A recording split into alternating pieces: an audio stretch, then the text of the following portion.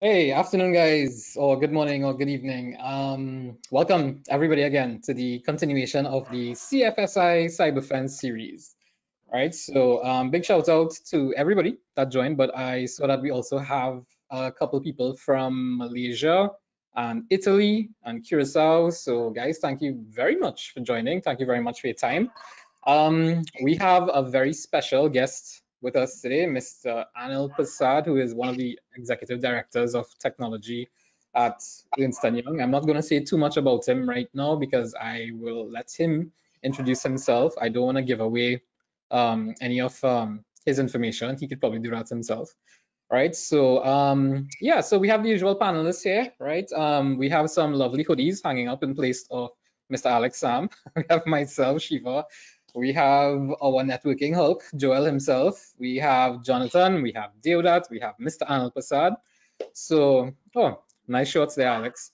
Yo, nice. So yeah, welcome back, Alex. Nice shorts there, by the way. Everybody, Looks sorry, very shorts. comfy. Sorry. So yeah, before we begin, big congratulations to Jonathan. Jonathan is now moving on to Ernst & Young himself to join Alex, and they will be under the watchful eye of Anil, who is actually probably one of the coolest bosses you could probably ever find anywhere. All right, so today we have a nice, relaxed lineup, as you'll notice. That's just how we do it all the time, right? So we also upload this to the YouTube group as well. I have the YouTube channel up here. I think I put everything in the chat actually. Um, so I will get to that in a second, right? So yeah, welcome again to this is the second webinar, right? Which will actually be followed by another workshop next week, Thursday. So the workshop next week, Thursday, that we would like to present to you all on is actually, we'll have a lot of demos inside of there. So pretty much this is the last of the theoretical or, the non-technical parts of it. So the workshop on next Thursday, by the way, which will be, I believe, is the 30th of September, it'll be on purple teaming. So if you joined us for our previous webinars, the last one we actually spoke a bit about purple teaming, which is a combination of red teaming and blue teaming, where the guys and myself, we all presented a little on different topics. And you can find these on the YouTube channel as well, right? If you'd like to go ahead. If you have a look at the chat, you will see I've put 3 links so far. One is the link to our Discord group. So we usually post the links to the webinars and workshops there first of all, and then it goes to LinkedIn, and then we post it out to the social media groups as well. So yeah, we actually have full registration again. So thanks very much everyone for your time. So yeah, let's get to it. I know that everything is showing here, but that's just because I want to show you all some of the tabs too. So I just decided to open the presentation in the browser. Right, so yeah, welcome to webinar 2, right? So this one we have today is on cybersecurity certification, experience, guidance. So this is why we asked Anil to join us, right? Because Anil is just one of the coolest guys you will ever meet, honest to God. You could sit with this guy and have a conversation about why the sky is blue or everything under programming and hacking and vulnerability assessments and so on. So Anil will actually we'll probably ask Anil a couple of questions on, maybe what to look at, especially for those of you all who are now getting into the field, or maybe you might be in the field or something close to it. Like let's say perhaps you're into networking or programming, or it doesn't matter. Even if you plant ginger or something, it really doesn't matter. If you'd like to get into cybersecurity, he had some really good advice for me over the years, and I'm sure there'll be some really useful advice to you all as well. All right, so before we begin, let me just run through the team as well. So yeah, myself, my name is Shiva. I am the director of CFSI, the Computer Forensics Security Institute. I'm a pen tester, forensic investigator, lecturer, technical author, and a little bit more about me, pretty much just somebody who needs a lot of sleep.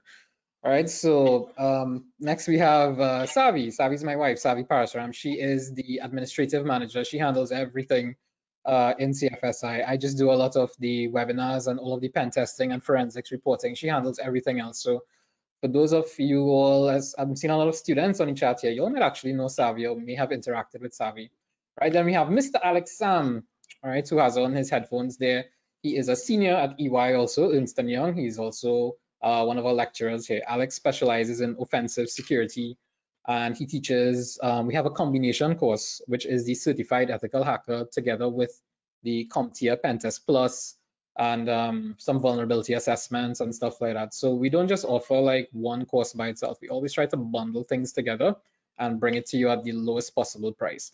CFSI is the only place in the world that has the EC Council courses this cheap for our students, right? Because things are hard, times are hard, the economy is uncertain, etc., etc. We know how it is, right? So we try to make sure that we could possibly reach those of you all with some reasonable prices, right? But that's another reason why we decided to do this webinar series as well. All right, so we have Johnny, and as I said, congrats again, Johnny. Johnny is joining EY or has already joined EY. I'm not sure. I know he went to pick up his laptop, and that's about it. Johnny's at a CIA jersey that you have on there. That's interesting. Yeah. Chocolate ingestion agents. Not the CIA. All right, so Johnny's also a lecturer, and he used to do a lot of pen testing for us as well. But I'm guessing he might just have to be a lecturer now because he has, agreements that he probably has to stick to. All right. We also have Leslie, who is not on the call with us here, but Leslie does a lot of the forensics work for CFSI as well. So a lot of mobile forensics, networking forensics, recovery, data recovery, hard drive forensics, building over hard drives. We do a lot of stuff at CFSI. All right. So that's most of us there in a nutshell. All right, so a little bit again about us, for those of you who don't know. Yeah, we do a lot of advanced cybersecurity training. We are an EC Council authorized training center.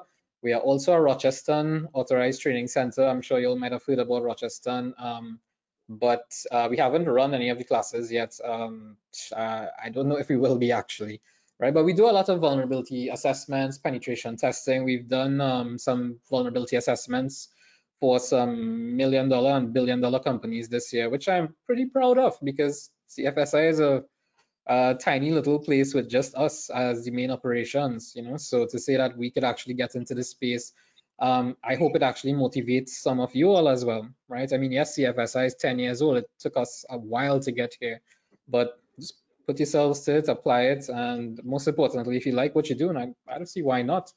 Right, we do a lot of incident response, digital forensics, advanced networking, cybersecurity training. So if you ever heard about Cisco and the Cisco Certified Network Administrator, my good friend Joel there, he is our lecturer. Joel is a beast at networking and firewalls and security and network security and so on. He's my hero in that sense. And he actually pulled me out a lot of times, so thanks for that very much, bro. And yeah, we do some cybersecurity mentoring and consulting.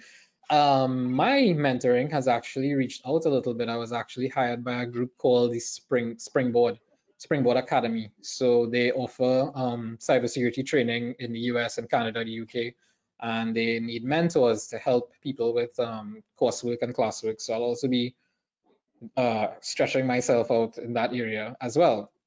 Right, and yeah, we have an idea of what we're talking about and what we're doing because we wrote the book on it. Right, Alex has been a co-author with myself in the Kali Linux Assuring Security by Pen Testing. He's also been my technical reviewer for these books as well. So I didn't actually put these books out. I was actually contacted by the publishers, which would be Pact Publishing. You all may have heard about them, I'm not sure. Right, and yeah. So I wrote these two books, and it was a combined effort with myself, Alex, one of our other lecturers, Damien as well, right? And Johnny, I think you also did some technical reviewing for Pact Publishing, if I'm not mistaken. Yeah, I think, yeah.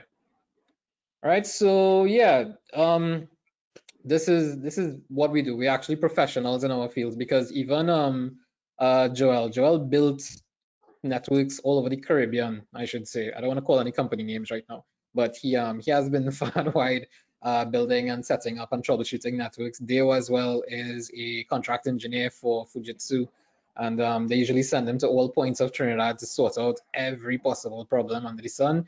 Sometimes they might send him all the way to Point Fortin just to plug in a cable, but will not upset him at this point in time.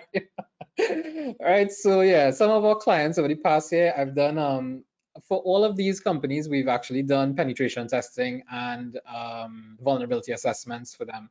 So Fujitsu Caribbean, we've done the full works for Unipet. Recently did one for Maritime, POICT, which is actually in Curacao. They actually have some of my partners in Curacao. POICT, they do a lot of networking, cybersecurity, and training. Also, some very lovely people. If you'll ever have the chance to go to Curacao, I highly recommend it if we get over COVID, Delta, Mu, whatever. Right, we pay. Another one is Carry Pay as well that we did. I didn't have space to put that, but we have a lot more. I just didn't have space to put them all there. Right.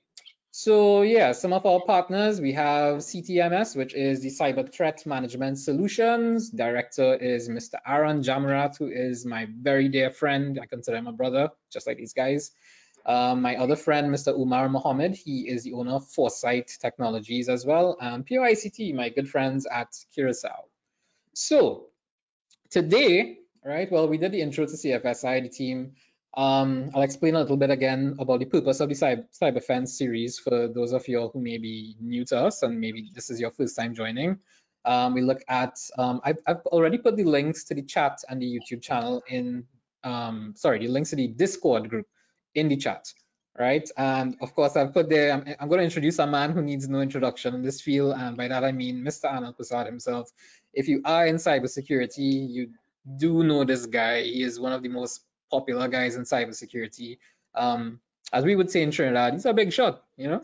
So, right, and we'll have a general discussion on certs, degrees, experience, labbing up, and we'll have a little Q&A session afterwards, right? So while we're on this topic here about certs, degrees, and experience, for those of you that may have been here with us for past webinars, I mentioned that one of the best ways that you can actually get experience is to lab up and create your own labs and join forums like Hack the Box and quite a few others that I mentioned previously, right?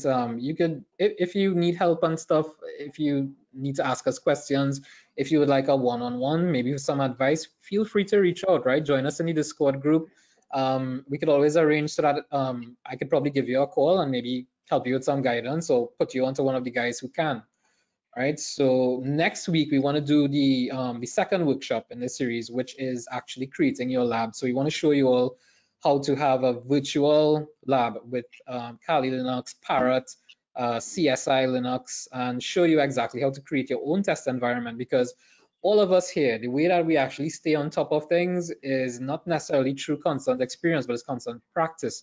Because to get to the stage where we are, we have a lot of practice in this area. So I mean, yes, it's very hard to get into this field and get the experience in this field, but this is where you can give yourself some experience by trying to lab up and try some of these hacking servers, hacking games, hacking web applications. So Hack the Box is a great place to start off because they have a lot of different levels. So if you're an absolute beginner or you're at an intermediate level or an advanced level, they have something for everyone inside of there.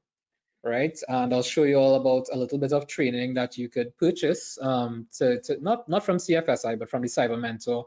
He usually has a sale on all his courses every month where you pay like 10 US, right? So 60 TT roughly to get some of these courses. They are excellent. I think most of us, if not all of us, have purchased his content. I have all his content. Right. So yeah, we do have a YouTube channel. We do have a Discord group. Feel free to join the Discord group. The link is in the chat. Alex, are you monitoring the chat by the Discord chat? Yeah. So yeah, Alex has that up. So you could ask questions either on the regular chat here, or if you're on the Discord group, feel free to ask questions. Alex is monitoring it and he'll relay the questions to me or answer it himself inside of there.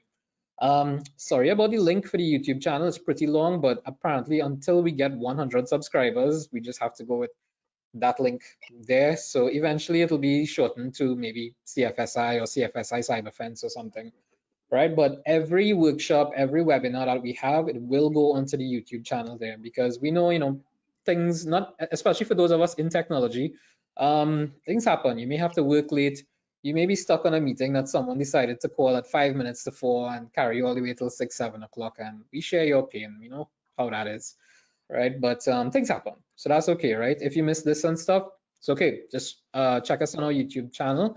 I should be able to have a full upload of it by next Monday. Next Monday, I will also put up the link to the Purple Teaming workshop, which will be on next Thursday. All right, so yeah, let's get to this part. Our guest speaker and panelist today, Mr. Anil Persad. He's a mentor of mine. He is someone I hope to be like when I grow up. All right, he's the executive director of Ernst & Young Trinidad. It's with technology, risk, penetration testing, ISO auditing, all these lovely things that Alex does a lot of, which I assume will be thrown onto Johnny, because I'm sure Johnny's eager to work and get started on all of this stuff. All right, so I think he's also an ice soccer instructor, and man, honestly, he is just the coolest guy that you could just sit and talk to. I think I met Anil maybe back in 2018 or something after my first book, and one of my very good friends, Jason Gajada Singh, who is probably one of the most certified people that I know in the world. He put me onto Anil, yeah, and he's like, hey, meet with this guy, real cool fella and stuff. And I was like, oh, okay, fine, I'll go meet some suit and tie fella. And then, you know, it was awesome. It was like talking to one of your long lost friends, actually. So, yeah, Anil has been in this field for forever. Is pretty much it. All right. I maybe got into cybersecurity around 2000, 2004, somewhere around there. I did my Security Plus exam, then certified ethical hacker, and I was teaching all of this stuff at SBCS. And I knew I wanted to get into it, but I needed a lot more experience. And the way that I got my experience was actually to just start teaching all this stuff, which is where I left SBCS and I decided to open my own place, which is the Computer Forensics and Security Institute. So that's how I started off. I installed a lot of virtual machines, practiced, tried to hack everything in sight legally, of course. Let's just put that out there as it's going on YouTube and to everyone there. Yeah, and then eventually it snowballed into avalanche into what it is today, and we're pretty excited about that. So all the guys could probably go around telling you the story, which we will have. But first of all, let me put you all on to Anil here to maybe talk a little bit about himself. Anil is putting us to shame in his shirt and jacket. If we only knew, we might have dressed a little better. But Anil, thank you so much for being here. I really value your time. I know you are incredibly busy, man. I don't know how you do it, but thanks so much for being here. I don't know if you want to start off maybe telling everybody a bit about your background and maybe how you got started as well, and maybe if you have any advice for anyone out there as well. So I'll hand it over to you. Yeah, sure. And Shiva, thanks for the introduction. I'm not sure how much more I need to say. I see that this session is not short of comedy, so that's good. Yeah. I do appreciate that you guys inviting me. I'm always willing to be a part of any discussion that I think is healthy. And certainly, I do view this as being very healthy. Shiva, you do have a good name for yourself and the team here. So hats off to you guys. I think you're doing wonderful work. Again, it's my pleasure to be here. I think we might have all had similar starts to what you described there, Shiva. Those humble starts where, and most of the persons probably on the call, the attendees may not, they can't even fathom that. So I remember utilizing web browsers like Metasearch and so on, right? And so some people may not understand, you know, how those browsers work way back when. Yahoo was there before Google, believe it or not. So we started to dabble on the internet with this old dial-up, which you may have heard many stories about, right? And then we started to understand how this whole thing called the internet, the landscape around it, how people became a part of that wider network. So my life in computers, in and around computers, computer networks, and even early coding, and I wouldn't call some of those languages because nobody writes them anymore. But certainly, it started maybe late 80s, early 90s when they started to understand that, hey, and I dealt mainly with Macs at that time. Mm-hmm. To network a Macintosh computer was not the easiest thing. And then later on, you know, when Windows started to take a bigger space in the landscape, I got more and more into that. So certainly in the late 90s and early 2000s, is when this whole concept of cyber and cyber security, it started to take shape. And if you can recall, Shiva and team, Alex may be a little too young for that. So when Google first started to make its mark, right? Yes, way back then, you could conduct something called Google hacks, and you can still do it because there are still websites out there that remain, very archaic. And a Google hack is simply a string that you can utilize to query beyond what you're seeing within the browser itself. So you're going a layer lower beyond what the website wants to advertise to you. And by doing those things and by crafting up strings within the browser itself, we actually got the browser to respond to us in different ways. So much so that it gave us all of the users created on websites together with their passwords. And those were just tests. Those were that was a playground. And to be very frank with you all, there had no laws or regulations around those things back then. Okay. So you could pretty much do what you want. So lo and behold, if we fast forward a little bit, maybe 10 years, this is when things started to take shape. Everybody had an internet presence, so started to get one. And then the laws and regulations came into place. And people started to conform, people started to go online. And then everything mushroomed into this wonderful world that we know now, which itself is not as controlled as we need it to be. Mm-hmm. So what we're seeing now is the world or the technology is moving at a much faster pace. And by doing that, cybersecurity has to move along with it because there's always a gap between security and where technology is going. And technology or cybersecurity is always playing the catch up to try to get where technology is. So there's a gap to close always. Every time somebody puts out a solution out there, there is some wise guy or wise team that sits there and understands ways that they can get around something. It's pretty much like you have a home that you have secured, and there is, believe it or not, some mechanism or some channel to get around whatever the security barrier is, right? So things have moved, and so too has the laws, the legal landscape, like we said, but also it has changed many things along with it. It has changed the ways, not just the way companies react to this whole technology drive, how they structure their technology systems, but even so, the people who operate within technologies, and you would see that way back from in 2008 and 9 and so on, there were concepts. So a security administrator was pretty much an unheard term. You wouldn't find a security administrator, you'd find a systems administrator or an applications administrator. So those terminologies changed as we came along in the late, maybe early teens, 2013, 14, all these terminologies changed and the jobs became very specialized. And I suspect people have lots of questions they would want answered around that. But basically, the environment and the landscape has demanded that people themselves, they tool themselves up differently, right? You prepare differently for a world that operates differently and has different requirements. And the wonderful thing about that in a space like the one in which you are operating now, Shiva, is that there are lots of opportunities, and it has become so specialized that you can get deeper and deeper into a single area. Fortunately for guys like you, and I know that, and we have Alex there who's attestation to that. You don't just go deep into a single area. You actually have a wide expanse. So you move laterally, but you also move deeper as well. So to be able to do that, and you coined it a little while ago, Shiva, you need to build in that, how you gain that knowledge. You need to build your own network. You need to have that playground, your sandboxes.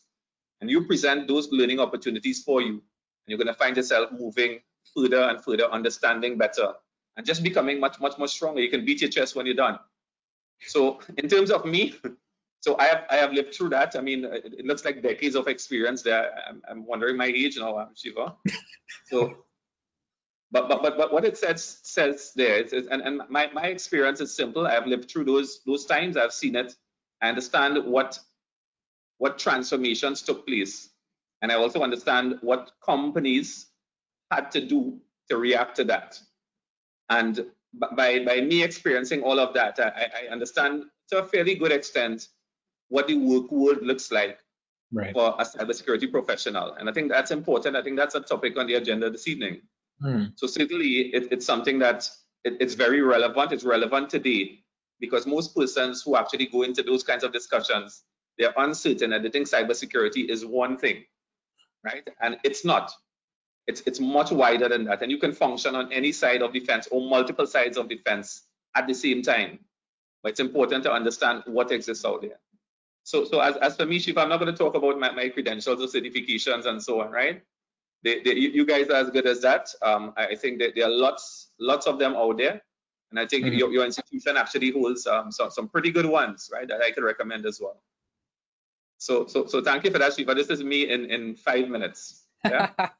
Thank you so much, Anil. You mentioned something there about the roles of the cybersecurity professional, right? So I mean, we have a million certifications out there.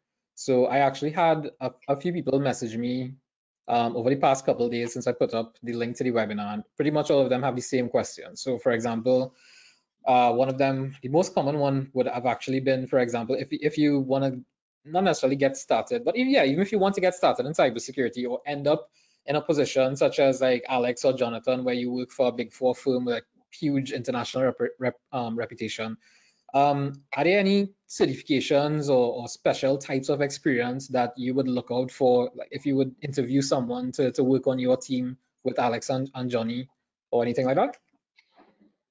So, and again, because of the nature of what we do, Shiva, I hold many hats. So for example, some of my team members are involved in doing things like IT audits, right? And an IT audit portfolio is a little bit different from, let's say, a pen tester, and it's a little bit different from a security architect. So it depends on the area that the person is coming in. But what we tend to look for, and I can tell you, and this would be standard across any organization that's hiring right now. Public sector might be a little bit different. But we're going to look at some basic certifications. So you're going to see things like Security Plus and so on. You know, those things resonate fairly well, right? And of course, the CEH that your institution or your organization actually teaches and markets, it's fairly renowned, right? If guys come with things like OSCP and so on, they usually show some very good caliber, right? It takes a solid resource to be able to get past just an academic qualification. But there's something else that we tend to look for in terms of, you know, how do you look at an all-round resource? It's not just what you have on a paper, right? One of my first questions, and I'm giving away a secret here, is tell me about your home network, right? Tell me what you have there that you can demonstrate to me that you love this thing called cybersecurity. And if you can't, you have done something for a certification, for something that's academic.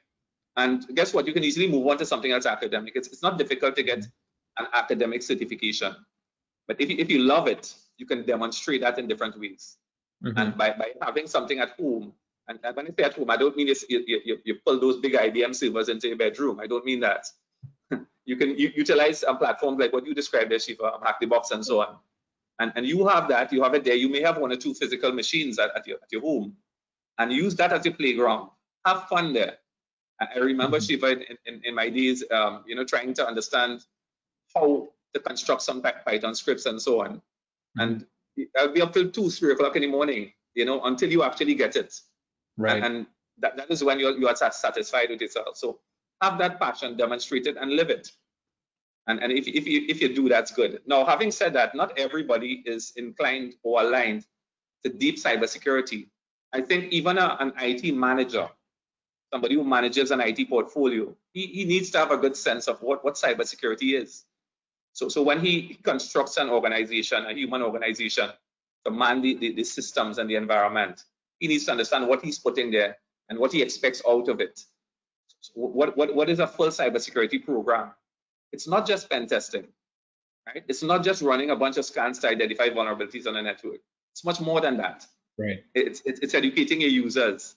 It's putting governance in place. It's reporting on what you have on a periodic basis and a consistent basis. It's taking care of those things that you identify that are called vulnerabilities that we know and identify so quickly, but taking care of them and having a cycle of motions that work, you know, and the wheels keep on turning, because it doesn't sit still.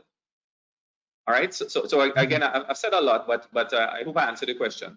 Yeah, definitely. Because and you're right too, because I mean, cybersecurity is really so broad. For example, a lot of people refer to there's a certification that a lot of you in the audience might know about called the CISSP. And with the CISSP, they usually refer to it as an inch deep and a mile wide, but that's because you have so many things to consider, not just the hacking part, the pen test part, but you have things like business continuity and so on as well to look at. So it really is so much more than just hacking and vulnerability assessments, forensics. It is a culture, it's a lifestyle, it's something that will totally consume you at some point. And no matter, in my like almost 22 decades maybe of cybersecurity, there every day there's something else out there. There's something new to learn. It can be exhausting, and I think this is, it goes back to what Anil says as well. If you practice this stuff and you think that you like this stuff, yeah, jump into it, fine. But it's not to say that this is all you are ever going to be doing. You will not get a position just for vulnerability assessments and penetration testing. Take Alex, for example. Alex previously worked at ESP Global, which he was a master at servers, this, that, and the other. He came to CFSI in maybe 2011 around there and did the certified ethical hacker course, and then decided, okay, well, he has this, but now there's so much more to do, because I think Alex does ISO type auditing and all of these things as well. Which brings me to another question about the auditing. So we have a couple people in the audience here that maybe not too much on the technical side, but they wish to get into the auditing and IT auditing specifically. A lot of accountants, I know people who do ACCA and these things, they usually think that IT auditing is maybe something easy for them to get into because they already have a hand for auditing. But then if you have ever picked up a CISA manual, for example, the technical people may fall asleep. The non-technical people might be like, okay, I think I could do this, but I think there's a huge gap between the technical parts and the auditing parts of it. Is there anything in particular that you look for if trying to maybe find someone for that particular IT auditing aspect of it, where IT is concerned? Definitely, Shiva. I think I agree with you first and foremost. So we do see with many IT auditors, and these are IT auditors within some professional firms, and even those that sit within the organizations themselves.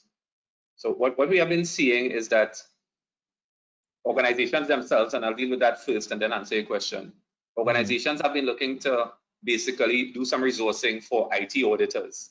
So they are basically looking for that resource to bring it in-house and say, hey, so they are putting you as a single person and say, you an IT auditor, you take the portfolio, you carry it out, you execute it. Where does that leave you? It leaves you with a landscape that is so wide for you to get technical experience and expertise to be able to do all of it. It's like asking you to know and understand every component of IT. And in an IT shop, you have developers, you have network administrators, you have security administrators, you have IT governance specialists, right? You have security architects, and so many things that go on there, security analysts. You have so many components there, and they ask this one IT auditor to know and understand all of it. It can't happen. So again, it comes back to you as the person who has the certification. And the premium certification for IT auditing, Shiva, and you would know it, and I'm not sure if your organization offers it, but it's CISA. So that's a Certified Information Security Auditor. It's an ISACA-based certification. ISACA is that international body that's recognized for information systems auditing. And ISACA is a local chapter here. We're fortunate to have that. Not all of the Caribbean countries have. But certainly, and ISACA, I'll be honest with you, ISACA has raised its game over the past few years. Prior to that, ISACA members are called the auditors. I think ISACA over the past few years, they sponsored, those capture the flags, events, etc.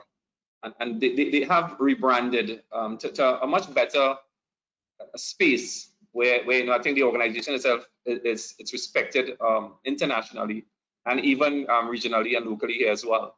So certainly CISA is one of those certifications that persons can look at. It's not an easy exam to pass. So they have made it more and more complicated. And I know the failure rate is fairly high, but that's one of them that any organization that's looking for an IT auditor, they're probably going to be asking for that. Good. All of our people that operate within that IT audit space, they have to be CISA certified, right? And you would hear from ISACA, they do have other security certifications. You have the CISM, right? And they do have a couple others. You have the C-Guide, CGEIT, that looks more at IT governance and so on. But specifically for IT auditing, you're looking for a CISA type certification. Now, we did speak about ISO, and ISO itself actually has, and this is ISO 27001. So, of course, the ISO standards, you have many standards, and the two more popular ones you're going to see would be 27001, which is the security standard, right? You do have business continuity, which is the 22301, but you will see for IT service management, you're going to see ISO 20000. So all of these standards mean something, and they relate to some different IT practices. But if you can get ISO 27001 certified, again, that's a premium certification for information systems auditing and implementation, because there are two types. So ISO 27001, you can be an ISO auditor, or you can be ISO implementer, or you can be both. You can get both certifications. And once you do one, to be quite frank, I think you'll be able to easily bridge the gap and get the next one. I think Alex actually is ISO certified implementer and auditor as well, right? So, and you do have, it's not a large number of persons, to be honest, locally. But when you do that, and when you understand the framework or the standard itself, it gives you a wide view of IT security, or information security, I should say. And it gives you a good feel for what exactly should somebody put within an information security program. And this is where you're going to see all the component parts we were discussing earlier. Not just vulnerability management, not just asset management, right? You're going to see software development sitting inside here. You're going to see metrics and reporting across there. You're going to see IT governance. They all play a part in robust and rigorous information security management. So those things actually help you. They give you the academic part of it. They give you the foundation for understanding how IT security should be structured, how it should operate, how it should be monitored, and how it should be improved. Yeah, definitely. And on that topic as well, with the IT security program and stuff, I mean, just based on my experience, I mean, obviously we can't call companies and names or anything like that, but I've found that a lot of companies, probably due to budgetary constraints, I won't say that they don't take cybersecurity seriously, but usually the plan is just to put a firewall, make sure we have antivirus, put one or two little things in place there. But as you rightfully said, like an actual program management, like, do we have a framework? Are we following any sort of ISO type, the 27001, 27002? More importantly, is anyone monitoring what's happening there? Are people following the policies? If people don't follow policies, what happens there?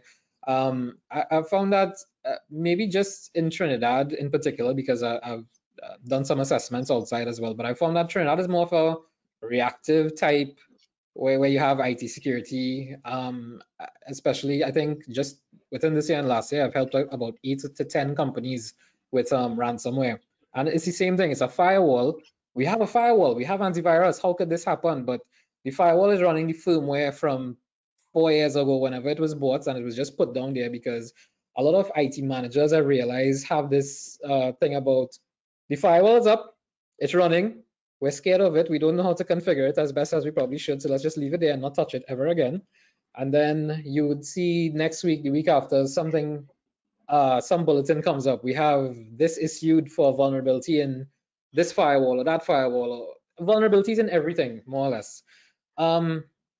With the program, the cybersecurity program management, do you think that is more the type of environment that we have? I would say in the Caribbean, do you think that IT and IT security would drive business, or is it business that drives IT security? I think it's more the latter. So, and I would say business specific to sectors. So for example, and Shiva, you were correct in indicating that, you know, we do have a sort of reactive culture. So we see it often enough, the reactive culture. A firewall is not cybersecurity. A firewall is a firewall. It's meant to do specific, very specific things. And you gave a very good example. You don't patch the thing. and you put it, it's like putting a security guard by the gate and you give him nothing else. So you just stand there. But guess what? People are going to find a way to circumvent that guy easily, right? And even if he's updated, let's say the firewall is sitting at the perimeter updated, you can find ways, and the smart guys, the good, intelligent malware, they evade firewalls easily, right? You can construct things which can look like legitimate traffic, but it's not. Good. So in terms of your question, Shiva, would business tend to drive cybersecurity? And the short answer to that is it's starting to do that more and more. And I mean, by that I mean this. If you're in the financial services sector, the central bank has mandated that you have some sort of cybersecurity program. Now, we're not at the place where we said the cybersecurity program has to have these 20 components. We're not there as yet. But they say you need to have a cybersecurity program. So when they come to you and say, do you have a cybersecurity program? Yes, check, right? So we are getting there. But I think, and if you move to different territories, you go to, let's say Curacao, for instance, they implemented a law which states that you need to have or be aligned to a particular framework or standard. So they're taking it a step further. We are going to get there. You're going to see the legislation kind of driving what companies need to do. And this is why I'm saying business tends to drive cybersecurity now. So the legislation is going to drive the business, and the business will drive what is put in place. So there's a cascading impact across it. And I think it's all good. I think it's part of the maturity spectrum. So we're certainly not at maybe approaching the middle, and there's always going to be a target to chase, right? It's moving, and we're going to have to keep on, changing even cybersecurity. Even the standards themselves, ISO changes, and it needs to change. So there are clauses inside there that weren't there in the last version, simply because cloud security wasn't a big thing 10 years ago. Now it is. So there are certain cloud security requirements that have to be met and considered when somebody's setting up an architecture to drive the information technology. Yeah. Thanks for that. And as we're on the topic of cloud, I mean, everything is a cloud and cloud subscription, but I can't help but wonder sometimes if companies even understand cloud, because I mean, a cloud is, just probably a Linux server, hopefully a Linux server, not a Windows server, but a Linux server somewhere could be a neighbor's street or something like that. Because we have a lot of students and clients as well. They always ask us about pen testing, the cloud and stuff like that. This might just be a random question, but do you have any preference between AWS and Azure for cloud services? Just like personal preference? Not particularly. I initially I would say Azure, but when you look back at AWS, which I think was in the market before, right? I could be wrong, but I'm subject to correction. I think because of that experience and the sort of programs that they put in place and packages that they put in place and control mechanisms, because I remember many years ago we started those discussions. So I think in today's world, I think they kind of give equal considerations to all of these risks that they're going to understand in the infrastructure. So the thing is, cloud and cloud considerations are pretty much considerations you should give that you would have given in your local environment, your on-premise. It needs to be given to cloud. Maybe there's a few different contexts that they need to consider, right? And how your tenant works. So that those things need to be considered. You need to understand what sort of package you're actually getting. Some people believe that if I have a cloud server, it's on Azure and I'm good to go because this is Microsoft. And guess what, buddy? You haven't bought that service, right? So it's all up to you. You have the responsibility to secure. So understand what you're buying. Don't buy, as we call it in Trinidad, cat and bag, right? Yeah.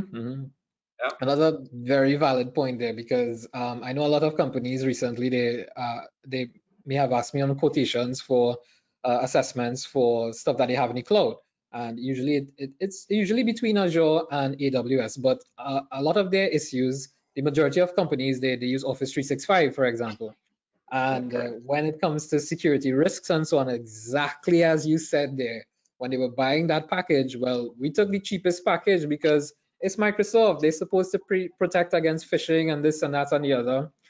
But yeah, that's some pretty interesting points there. A question that I have for you actually is, for example, last year a lot of analysts and so on, they would have said that last year may have been the year of ransomware, and ransomware was the biggest threat and so on.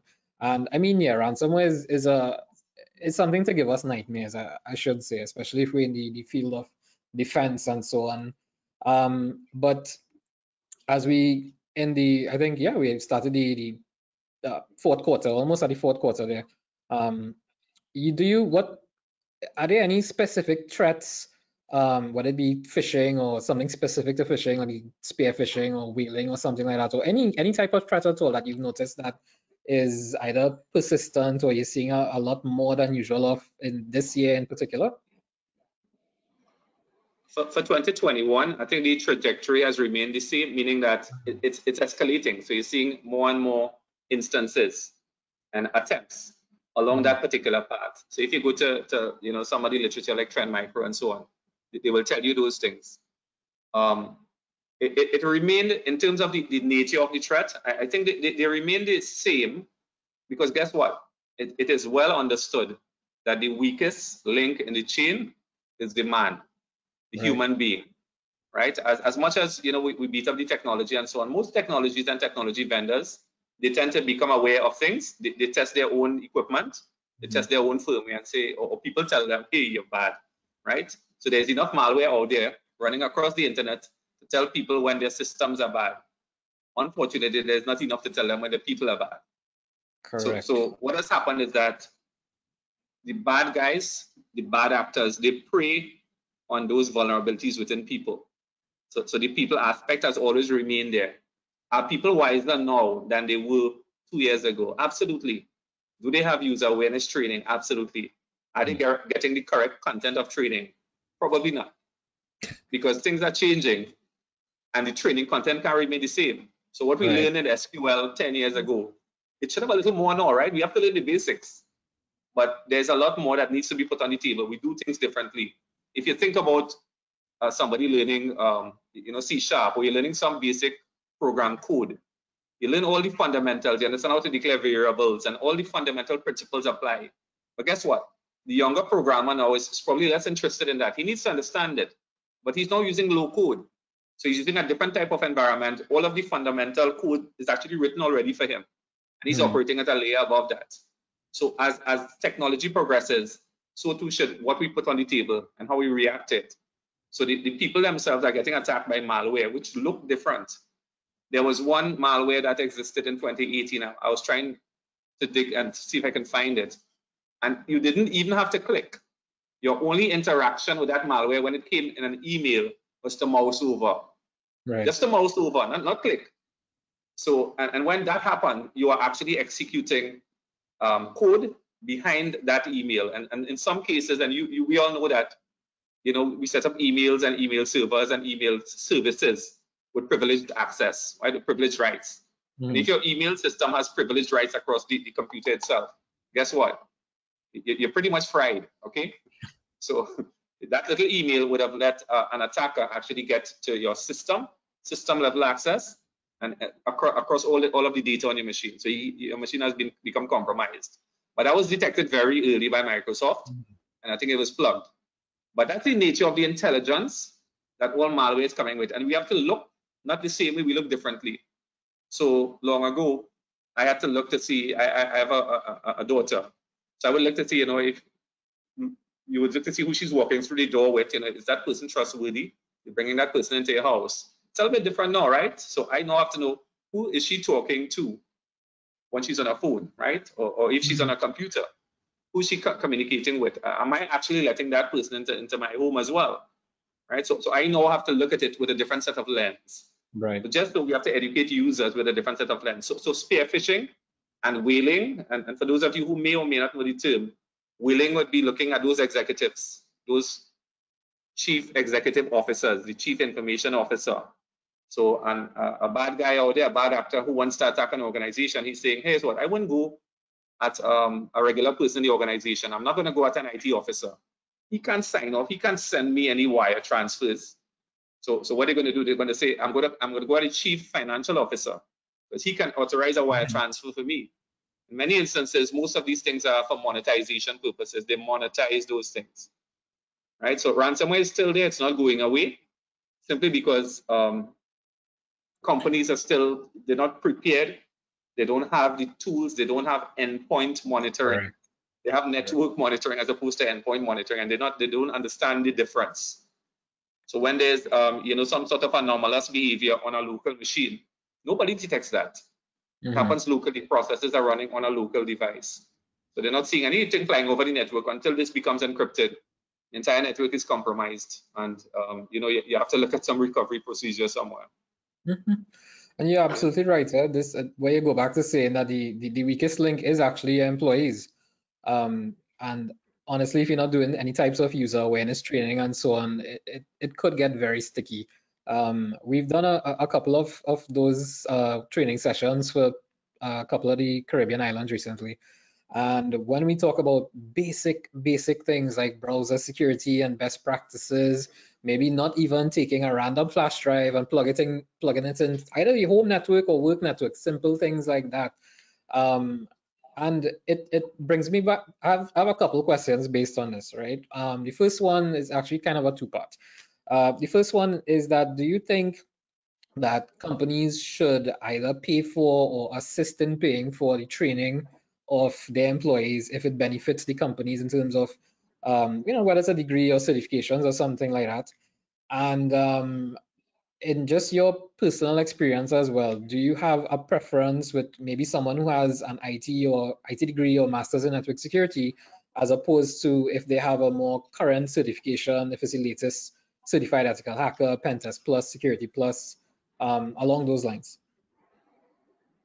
So if I got your question right, Chief, I think it's a two-part question, right? Yeah. Do I believe that companies should pay for training? Yeah. I do believe that companies should have competent persons delivering the training. In some instances, it may be in-house personnel if they're qualified and tooled up properly. If they don't have those resources, then by all means, that's part of your cybersecurity budget. The cybersecurity budget is not just buying servers and putting them there, right? It used to be buying servers maybe 25 years ago, because guess what? Everybody stole software, right? 25 years ago, that's what happened. I'm being very frank and honest with you. Companies running with pirated software because there was no real means of checking it. So you have Windows, what was that? 95, I can't remember. So that was installed over every single workstation. And then you had Server 2000, which you could replicate as many times as you like. You can't do that anymore. So the software layer, it has to be, that's actually more expensive than any hardware. Hardware has become cheaper. Software has become much more expensive. But that's where the bread and butter is. That's where the genesis of everything takes place. And then there's the other element, and we know about people, process, and technology, right? Imagine the software to be the process and the servers and so on to be the technology. Then you have the people aspect of it. So from a people standpoint, those people need to interact with the software, have the process of interacting with the software and the hardware. And then they need to know how to do it and do it properly. Because if they don't, your most valuable asset would be compromised, which is the data. So I think getting the people tooled up, getting them in the right frame of mind, teaching them to be alert, together with diligent in executing their duties is very important. And even keeping a good tab on them. When users slip and they break a policy or they breach a policy. So the policy may be a policy that says, you should only go to XYZ site. Or you should only, perform this function on your computer. There should be enough intel inside it that says, hey, this user is now flagged for behavior. I'll be honest with you, we have those policies that are embedded across our local devices across the network. In some cases, somebody may send me something and say, hey, Anil, check this out. And the site may not be a fully legitimate site, with registered across all domains. So they get flagged. And as soon as I click on that, I get a call from my global IT. And that happens. So it's something that having users tooled up, having them very alert and so on, is something that companies have to invest in. They should be investing in it. In terms of, what type of persons would deliver, it has to be competent persons, for sure, right? Persons who know exactly what they're saying, because sometimes, we may not have the experience of living it through, but we know theoretically what it was. It's always fantastic to show somebody this is what happened, and it happened to somebody I know. We had to recover systems, etc. So when you can demonstrate that to persons, and sometimes, you know, we don't like using scare tactics. Sometimes people and companies don't react nicely to it. But the fact is, if you use facts and figures to back up your position on it, then they understand and appreciate a lot better. And sometimes a little fear inside there actually keeps people along on a straight and narrow path. That is true. Yep. Yeah. And that part about the fear too, I think that is actually a little bit necessary these days, because people may not understand ransomware and, oh, that's okay. We have backups. We have this. We have shadow copies. We have everything there. Don't worry about us. Is offline, is elsewhere, is XYZ. But as you mentioned before too, as technology progresses, you have the malware progressing as well. As quantum computing progresses, there could be AI. There probably is already AI malware out there. There eventually, you know, could be developed on quantum computing as well. I'm sure they will have quantum computing as a service at some point where you could rent out this service. You might be able to do it on blockchain.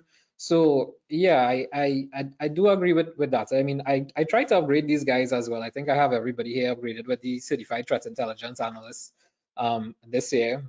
Maybe Johnny and Alex might probably be working on CISSP or CISA. Right, guys? Yeah. Everybody looking all over. Hey, wait, is that my book? I was looking for that book, Alex. Thanks.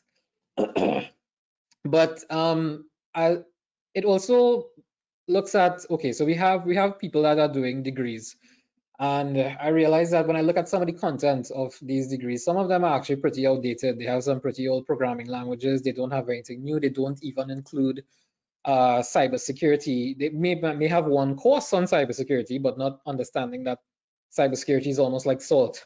You need to have it in every aspect of everything business-wise, whether it be networking systems, email, even understanding the financial aspects, because whereas before we would have had the chief technical officer, the chief financial officer, we now have the CSO and the CISO as well.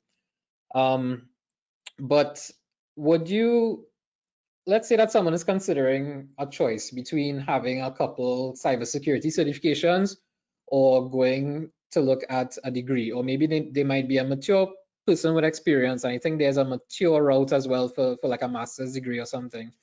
Any advice on maybe choosing between, if they could only choose either the certs or the degree? Any advice you have for them?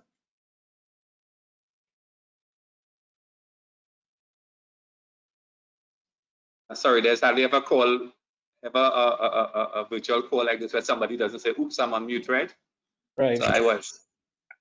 So I think that there's merit to the academics, and by that I mean a first degree has its place. It has some importance. So I don't want to demerit that. Mm-hmm. I think if somebody has a choice, I wouldn't want to put it black and white or black or white cheaper. I think it depends on the specific context of the person. If it's an older person and he's very specific around system administration and he went through the MCSE path and he's a system administrator and that's all he sees, by all means, you stick with your certifications. That's where you're going to be tooled up. That's where you're going to get your strength. And you know, you're not looking for progression in any academic field. I think for younger persons, I think an IT degree actually gives them a foundation to be able to understand things a lot better. Right. So I can probably tell you, I mean, I do see, you know, graduates coming out of UE and so on, and sometimes they're very bright people out of institutions like, you know, CTS College and SAMS and so on. Very, you know, academically fit persons, but they suffer from the lack of experience, right? The lack of practical sort of engagements.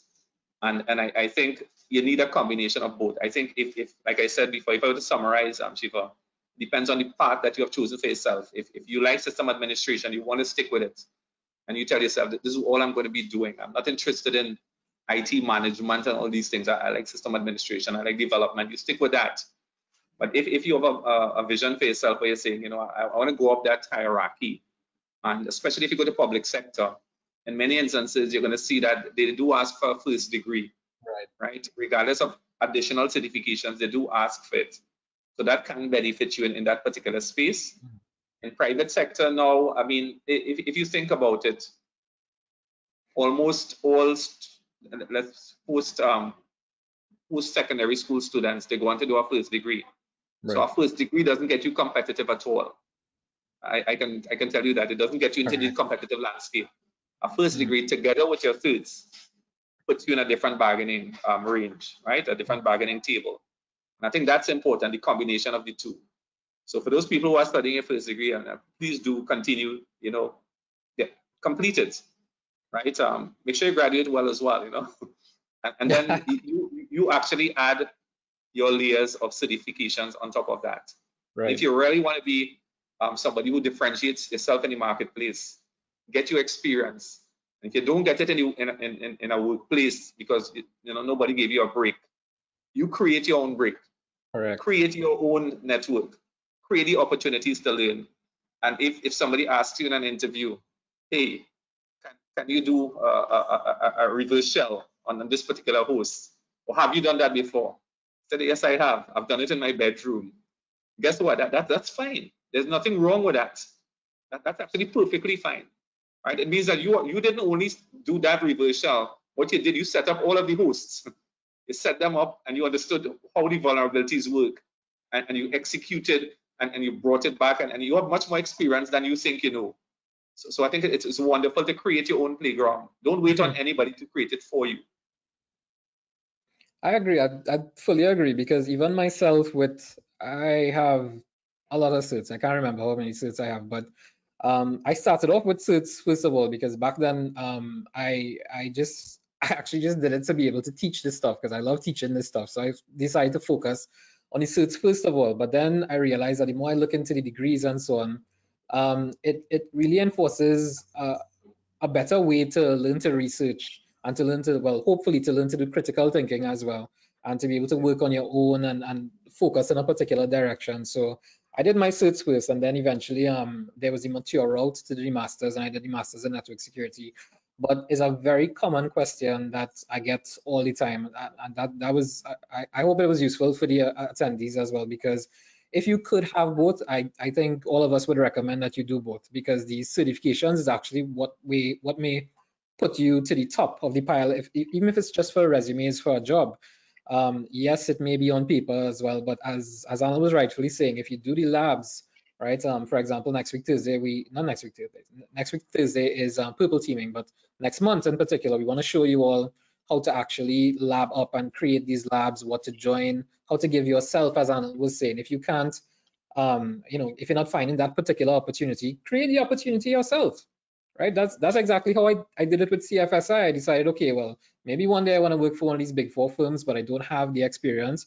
Created my own experience, started my own company, did all the sleepless years, not just months and nights and whatever. But for the attendees out there, I mean, it really is about your dedication and how much you are willing to put into it, because you could do one of 2 things. You could either make it happen or you could make excuses. Plain and simple, that's it. It's either you want this or you don't want it. I mean, yes, things happen in life. It's very unpredictable, especially in these times and so on, but use it to your advantage. You know, maybe you're not in a position where you would like to be right now. Make the time, make the effort. We have an entire 24 hours in a day, right? The 1 hour that you spend watching that episode of Peaky Blinders or something on Netflix, I mean, you could, yes, Dale, sorry about that. I know that's a really good show for you. But yeah, lab up, put on your virtual box, your VMware or something, and you know, just try something. Look at a YouTube video. I'll show you all the Cyber Mentor guy I was talking about there. Guys, you all have any questions? I know I did all the talking. I'm so sorry. Guys, you have any questions? Maybe you can ask Alex to describe his home network. Yeah, Alex, would you like to describe your washing machine hybrid of a router? Come on, Alex, don't be bashful here. Yeah. I have just a simple switch and a wireless access point, and that's it. I have nothing else at home. How many virtual servers do you have at home, Alex? I don't have that many. Yeah, the typical switch that everybody else will have, right? Not at all, right? Yeah. I don't have anything fancy. Yeah, sure. Very modest. Thank you so much for your modesty, Alex.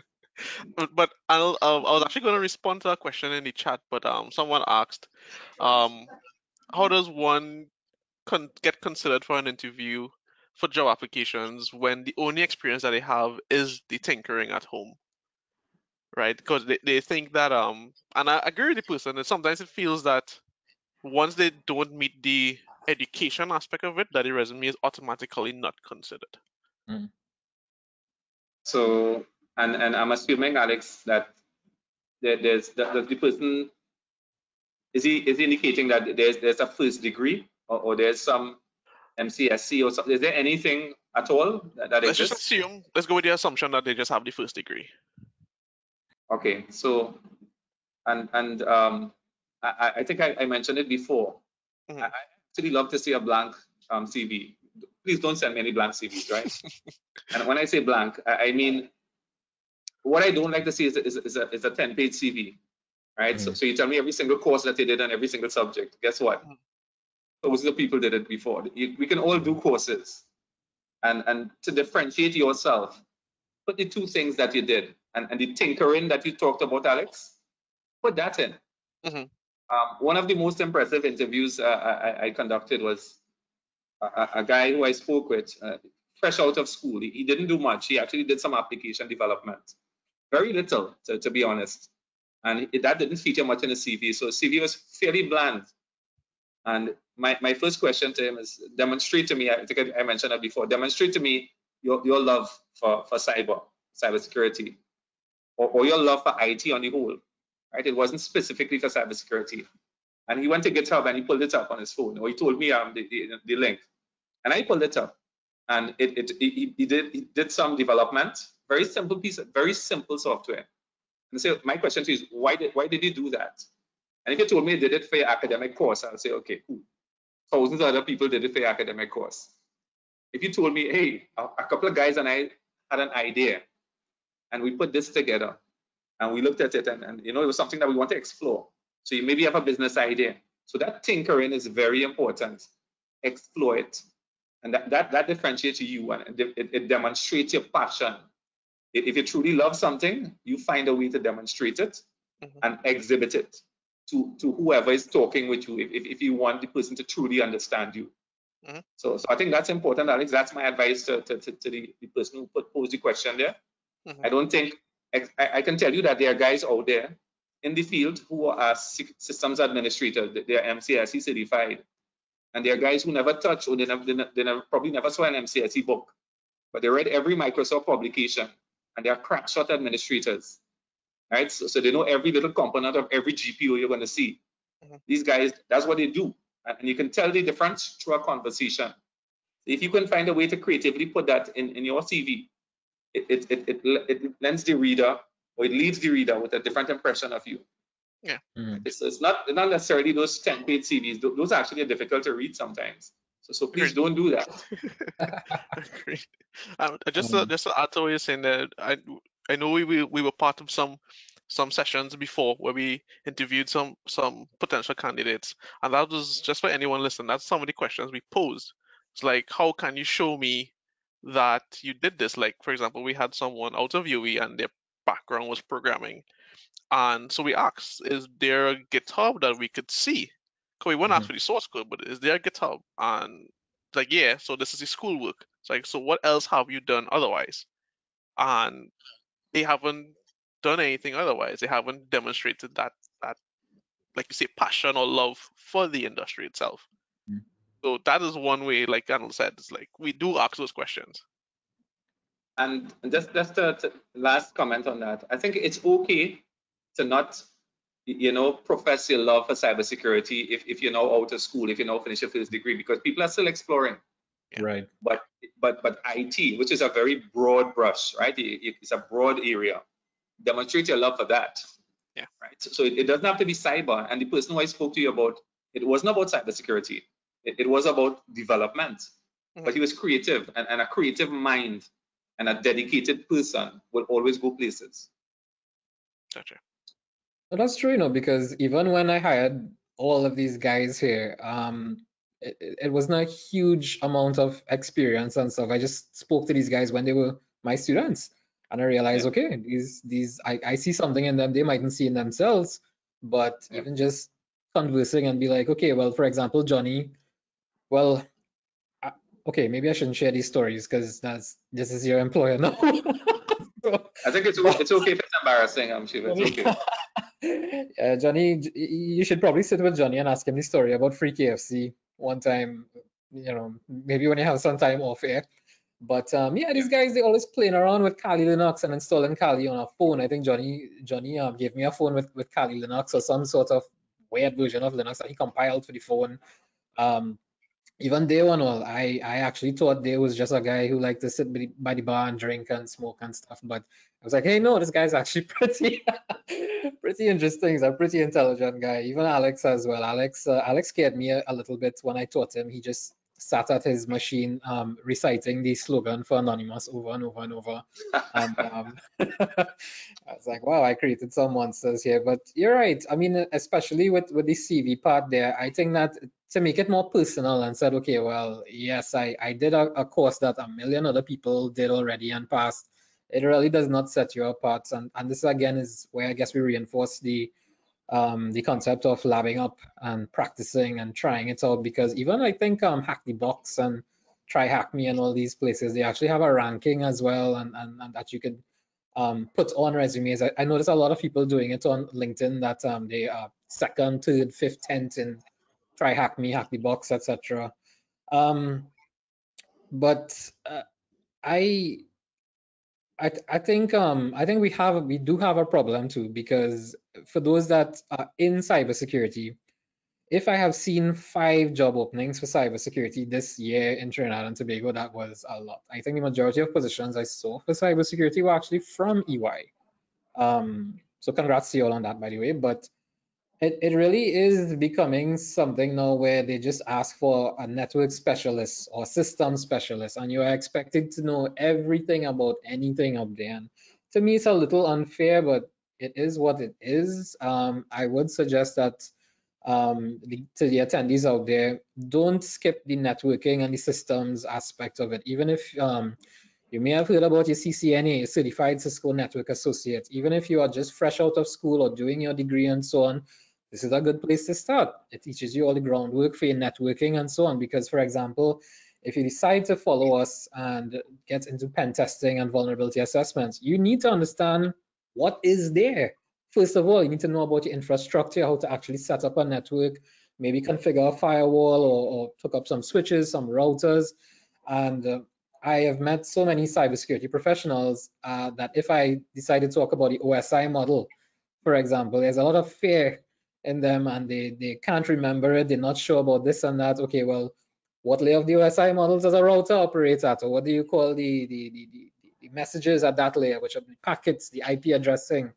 So guys, don't just jump into cybersecurity and hope that you're going to get into it. This is something that you have to build on. So even for myself with the forensics, I did not just become interested in forensics. I became interested in architecture first of all. I started off with my PC repairs, my A+, the Network Plus, the Security Plus, worked my way up to the top. But I mean, you need to understand your networking, then you need to understand your systems, then the cybersecurity, and then maybe what caused the breaches in cybersecurity, which is where you would have your incident response. So it is constantly building on top of what you have, and there is no time for being complacent and saying that I have enough certifications, I have enough practice.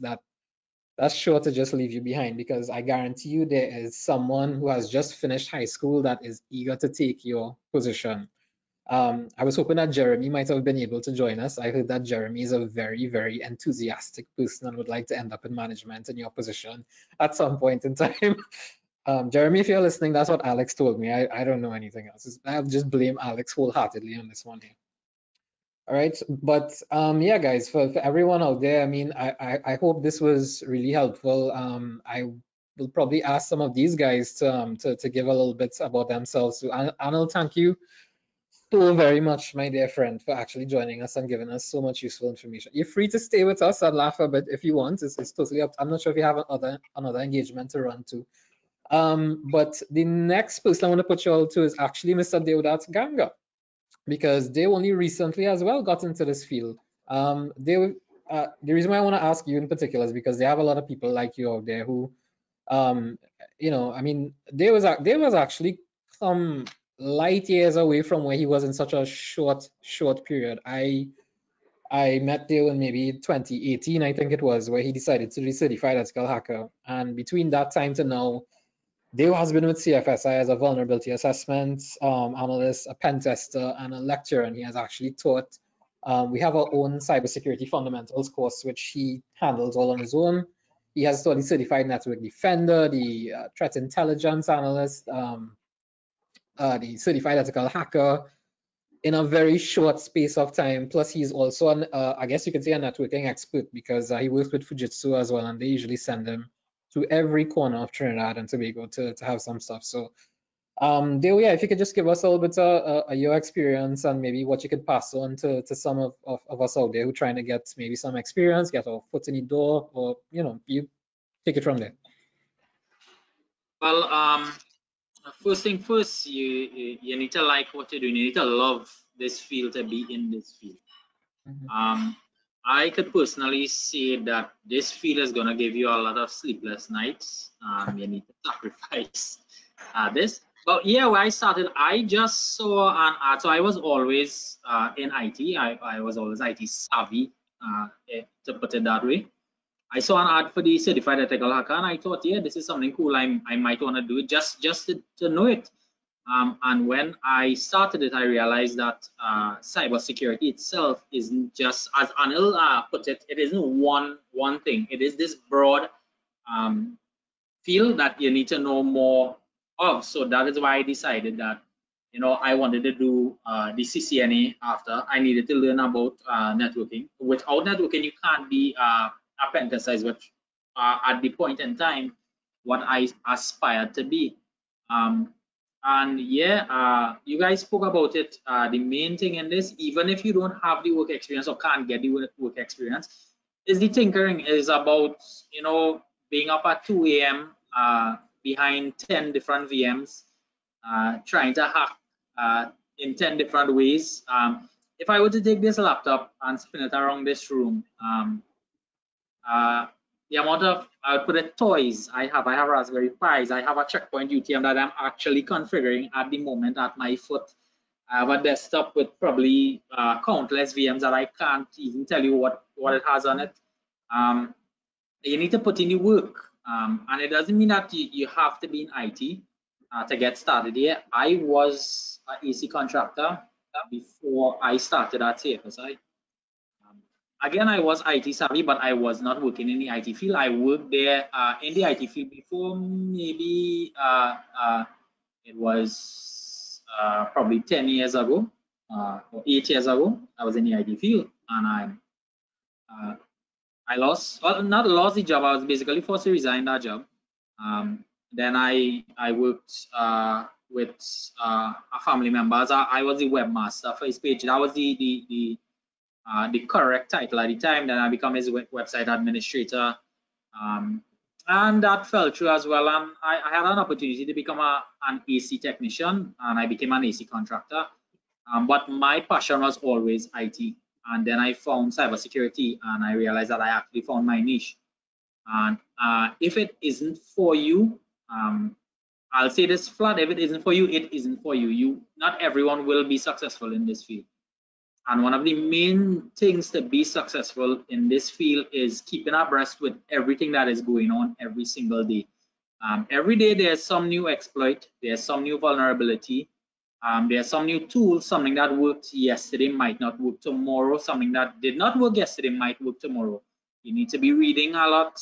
You need to subscribe to these sites like the Hacker News, Black Hills, InfoSec, Nullbyte, all these different people, even the Cyber Mentor. You mentioned the Cyber Mentor. I learned a great deal from the Cyber Mentor. But you need to be abreast with everything that's going on. There is something new happening every day. These bad actors, these malicious hackers, they are coming out with something new every day, some new tactic, some new way to attack the networks. And people are the weakest link in any organization or on the planet on the whole. I have targeted people before, I know how easy it is to target them. I know how easy it is to do. Even my own friends during practice, I practice on my family and friends.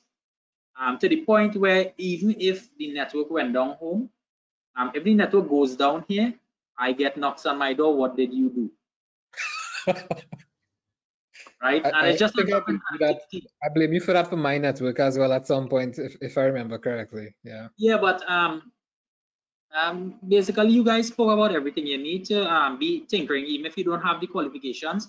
We have YouTube now. We have Google, the great Google machine. You could learn everything that we do on your own, and 75% of the knowledge I have, I learned on my own, just behind a PC.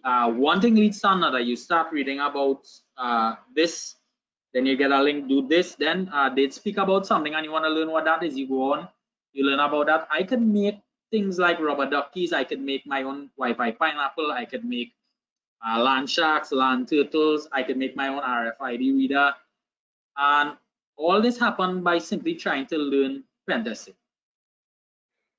And I believe the different certifications complement each other.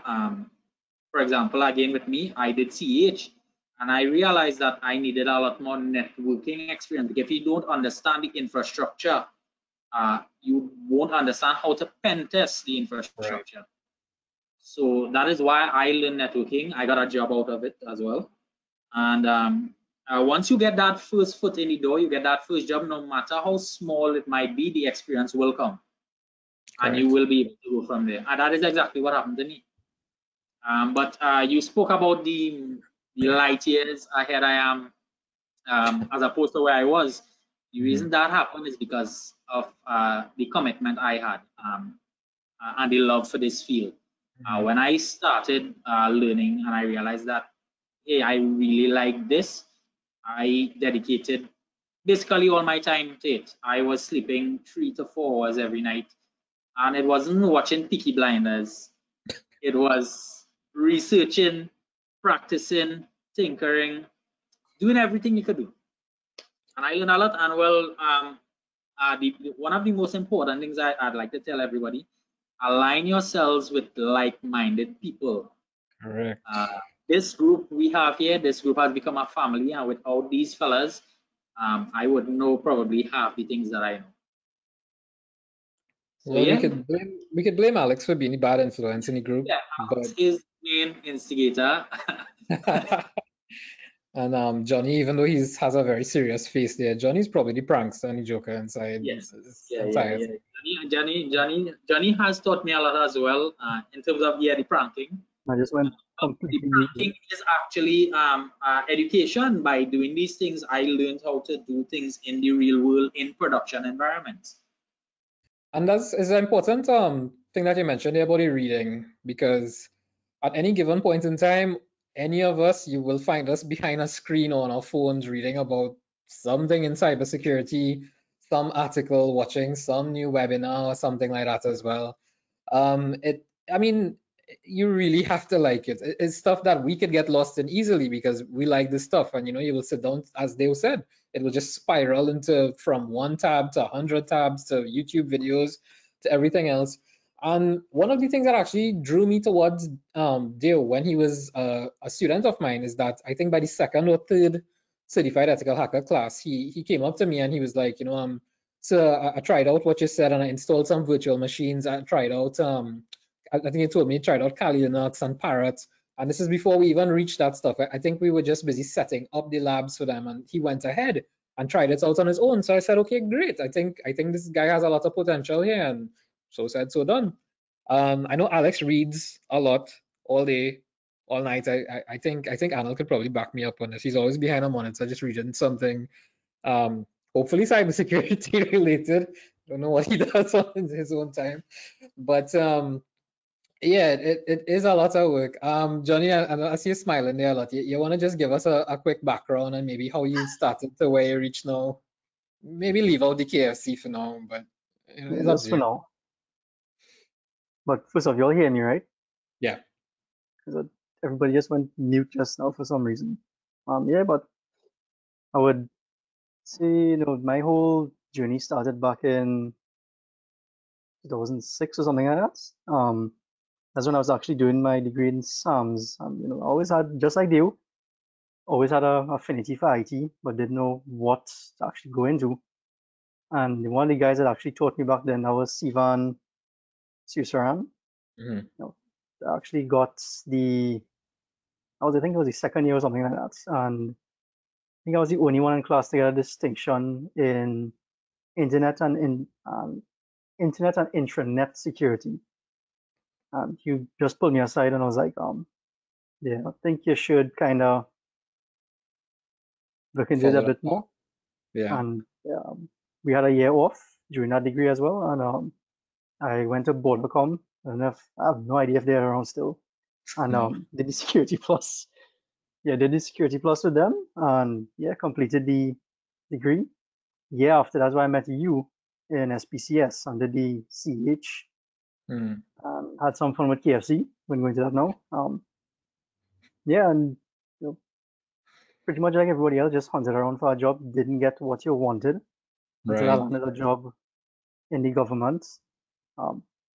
Again, the official title was network technician, but I wasn't doing that alone. I was actually doing, you know, vulnerability assessments, all those things for them. And yeah, I mean, I kind of wasted away.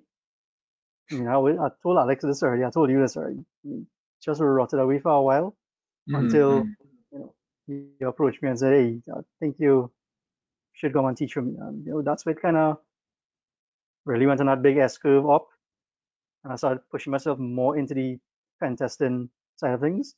And yeah, I mean, to actually add to what Anil was saying, you know, people think that's yeah, okay, you only have this certification or you don't have that amount of experience. That was the same thing for me. I didn't really have that much experience, you know, real world like work experience to say in pen testing. But again, I followed what you said, you know, push myself into hack the box, try hack me, all those things. And that's why I got more experience in that pen testing field. And you know, kind of again went up from there again. And to just kind of, I think somebody that was on the Discord that the person asked the question about how you would actually get an interview. I mean, you know, because I mean, we were talking a lot this year. I wanted to get out of my current position. Well, not current position, the old position. For you know, badly because I was just there. Like a drone, right? And I mean, plucking away hard at it. I had, you know, about 5 or 6 interviews for security positions. Got turned down for every single one of them.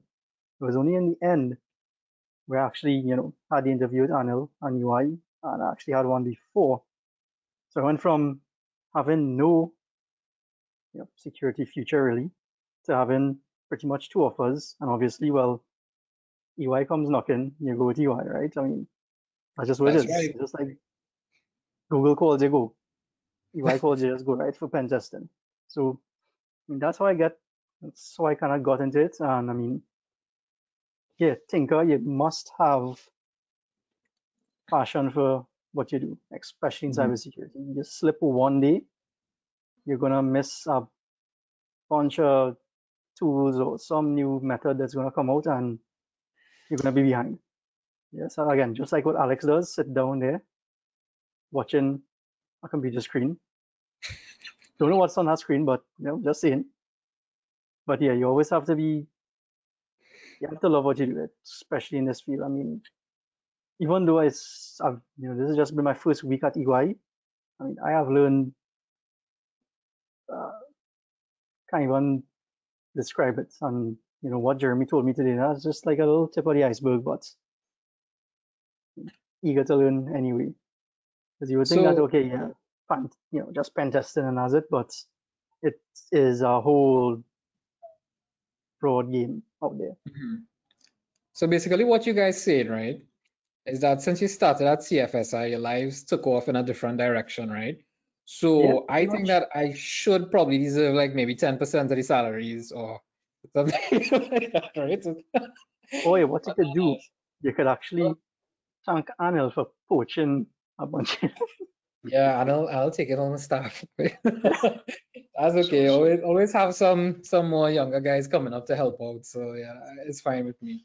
But Johnny actually made a pretty good point. Sorry, Anil, go ahead. You say something? It's okay. I just wanted to make my exit here. I do have a next commitment, and it was good hearing the Sure. team talk as well. And I Thank just you want to so thank much you, for joining us, Steve Anil. and team, for having me. Thank you for having me on. Always willing to share whatever little experience and whatever comments I can give. I'm always willing to share those with anyone who's willing to listen. Yeah. So take care, everybody, and all the best to you guys. All the best Thanks to so you, Shiva. much. Thanks very much for joining us. Sure. Take care, man. Bye bye. All right. Yeah, guys, what I was saying about Johnny is that he made a pretty important point there where he was stuck in a job that wasn't exactly where he wanted to be, but he still had to push at it and he still had to work at it. All right. So I hope that inspired a lot of you all too that may not even be in IT right now, but you are looking towards getting into IT. I know recently we had a intake for some of our courses there, and I saw people, some of them were salespersons, some of them were in supply and purchasing and so on. They would like to get into cybersecurity, and is actually pretty commendable if you decide that this is what you want to do or want to try to get ahead. Because I mean, even in the Caribbean, where well, I shouldn't say the Caribbean, in Trinidad, where we're from, where things might be a little slow right now due to the pandemic and the economy and XYZ, which I'm not going to get into, obviously, but cybersecurity out there is huge, right? So you can put yourself into a position where you move forward and you go outside a bit. You don't have to stay here and try and, maybe find something. But yes, if you have something to hold on to and you can work on your goals in the meantime, that's great. That's fine. Do it. We all did it that way. We all did it exactly like that. From some of us worked in call centers to, I mean, as Dale actually said, there was an air conditioning technician. All right. He's one of the best actually. He services my ACs all the time. Thank you very much for that, Dale. But yeah, whatever you have to do at the time to get by and reach where you need to reach is fine. Because think about it, 5 years ago, right? Did you see yourself where you are 5 years now? And 5 years from now, put something in place, put a goal in place where you would like to be. That's 5 years from now. So much could happen in just 1 year, much less for 5 years, right? So set a goal, try it out. If it's one certification, it doesn't matter actually, right? Just start something. I'm not sure if Joel is around, but Alex is here. Alex, you want to give us a little bit about yourself, how you started, your experience, any tips that you have for the viewers out there? So first of all, I never wanted to be in the IT field to begin with at all. That, in case anybody didn't know that, I didn't want the reason I didn't want to be. My dad was a teacher, and I was like, yeah, no, I just like to play video games, and I actually wanted to be a pilot, to be quite honest, because I have a love for aircrafts and anything in the automotive industry, cars, boats, planes, helicopters, all of that. But realized probably couldn't afford that back then. So I was like, all right, in secondary school, recognizing that I was good at technical drawing and I like to tinker, so building electronics and building stuff at home, which I still do. Said I'll just design aircrafts. Realized probably couldn't afford that either, and there was no school in the country at that point in time that was offering anything close to that. So you had to fly out, and yeah, couldn't afford the flight or anything like that back then. So ended up falling into the IT industry. Like the other guys, couldn't get a job for a very long time regarding IT. For years. I ended up working for Digicel in the call center, taking calls. When you call that wonderful helpline for your mobile assistance, I used to be one of the agents taking the call. Then from there, went on to working for TSTT's call center as well, taking the calls relating to internet help desk and all of that. End up learning to do things like directory assistance and all of this for years, did all of it. And then opportunity came knocking to work as an IT administrator for Answer Macau, and jumped at the opportunity, got it. By then, I didn't have anything more than a diploma, so I was like, yeah, I need to actually expand a bit more. So long story short, essentially, it took me that long up until a few years ago to actually get into the security field full time, right? Like Shiva had mentioned, my previous job, my last job before EY was at a company called ESP, Global Services. Nobody pretty much going to know about them unless you work in the airline and the pharmaceutical industry. You would not know about them. So I used to do a lot of work for them, technician work across the globe for them. And I have no Microsoft certifications, but I did system administration, I did VMware certification, VMware administration, network administration, security work. I did the all 9 yards for them. I was responsible for so many plants across the US and Canada, all without having certificates. What I did, however, was invest in building up labs at home. So that's why Anil was troubling me about my lab scenario home, because my lab scenario could right now could replace some local companies' corporate environments. Talking about firewalls, managed switches, corporate servers, all of these 9 yards. So that's how I ended up in knowing all of the stuff that I know right now. Shiva had asked me to teach security, what, 2016, I think it was, 2017? Probably even before, like 2015 or something. Somewhere there, when I was my first CH class. I wasn't sure how I was going to teach it. Ended up teaching it, and I still teach it now. So that's how I ended up there. But in the security field, it's really difficult. And I saw someone asking about, how we deal with. Do we ever become overwhelmed with the volume of information that we have to deal with? And yes, Every we day. all do. It is very difficult to keep up to date with everything in the security field. Like Anil was talking about, there are so many different fields within the IT industry that security has a hand in that you have to be aware of. Right, so it is very overwhelming at times.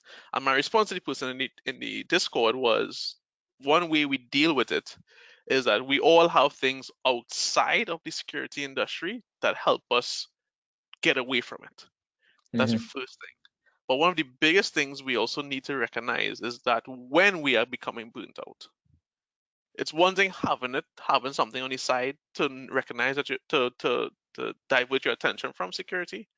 But it's another thing to recognize when you are becoming frustrated and burnt out and you need to step back a little bit, right? And that's the biggest thing with it. There's not much more to say for me about security otherwise. I mean, I'm here, I just like tinkering. I build a lot of devices. I have bought things like the Wi-Fi pineapple we always talk about, and I realized that, you know what, I can just build half of the stuff myself anyway.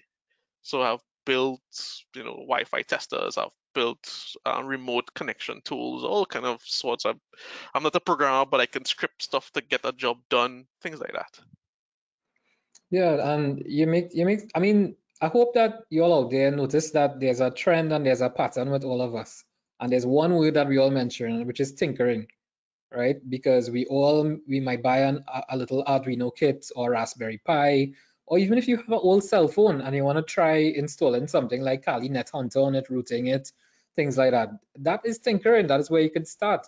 All these things these guys talking about building here, you could jump on YouTube and find tutorials for near everything. You could buy books on everything, right? I have my own Arduino kit. I have about 3 Raspberry Pis. One of them I turned into a little gaming station actually to play some old emulators and stuff for the Nintendo, Super Nintendo stuff.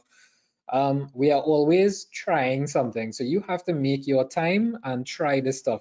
So between all of us here and even Anil himself, what we really have in common is this sort of curiosity and the ability to just focus on something and try and see it through. Don't just try and jump from one thing to another to another. I mean, I know a story of a guy, he did like me, he started about 3 or 4 degrees. And I mean, he does work in IT, not necessarily cybersecurity, but he kept skipping from one degree to another degree to this program, to that program, to certifications, didn't bother with the exams. It is better to just do one certification and write that exam than to do a million courses and degrees and all of these things as well, right? Because as Alex was saying, Alex is selling himself short because Alex built the entire data center for that global company there. He has 1 million servers, this and that, and he has never done a Microsoft certification in his life. Yet he can configure firewalls, switches, routers. Anybody could decide to sit and learn these things. You could, I mean, if you could learn it from YouTube and stuff, great. If you need a class to do it, great. You have a lot of free courses out there, free tutorials. Again, it goes back to what we are all saying. You have to make the time for this stuff, right? If you don't make the time for it, you are going to realize that if you are trying to get into the field, the time is just going to pass and you're not going to go anywhere. But good things happen when preparation meets opportunity, right? So you have to be prepared. Being prepared means that you do all these things.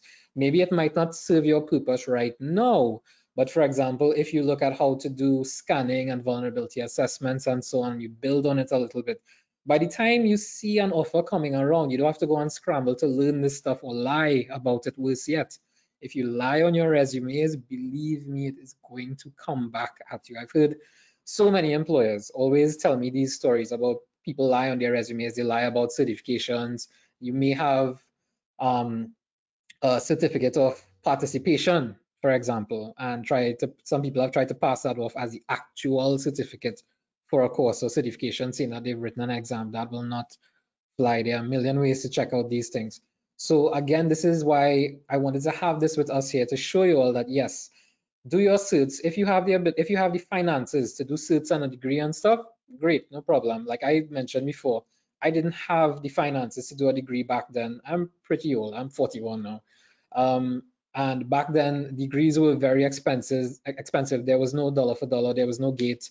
A degree was $50,000, $60,000 back then. That was a lot of money. So I just decided to do certifications, right? The A+, Net+, Security Plus, CCNA, MCSA, MCSC, CH, CHFI, the letters go on and on and on. And then eventually, I found myself financially able to just do a master's degree instead, right? And what Anil was saying about this is very important because every job that you see now is asking for a degree, and that's fine. But when you look at the amount of people with degrees, the amount of graduates that you have coming out every single year. When I was graduating from the master's in 2015,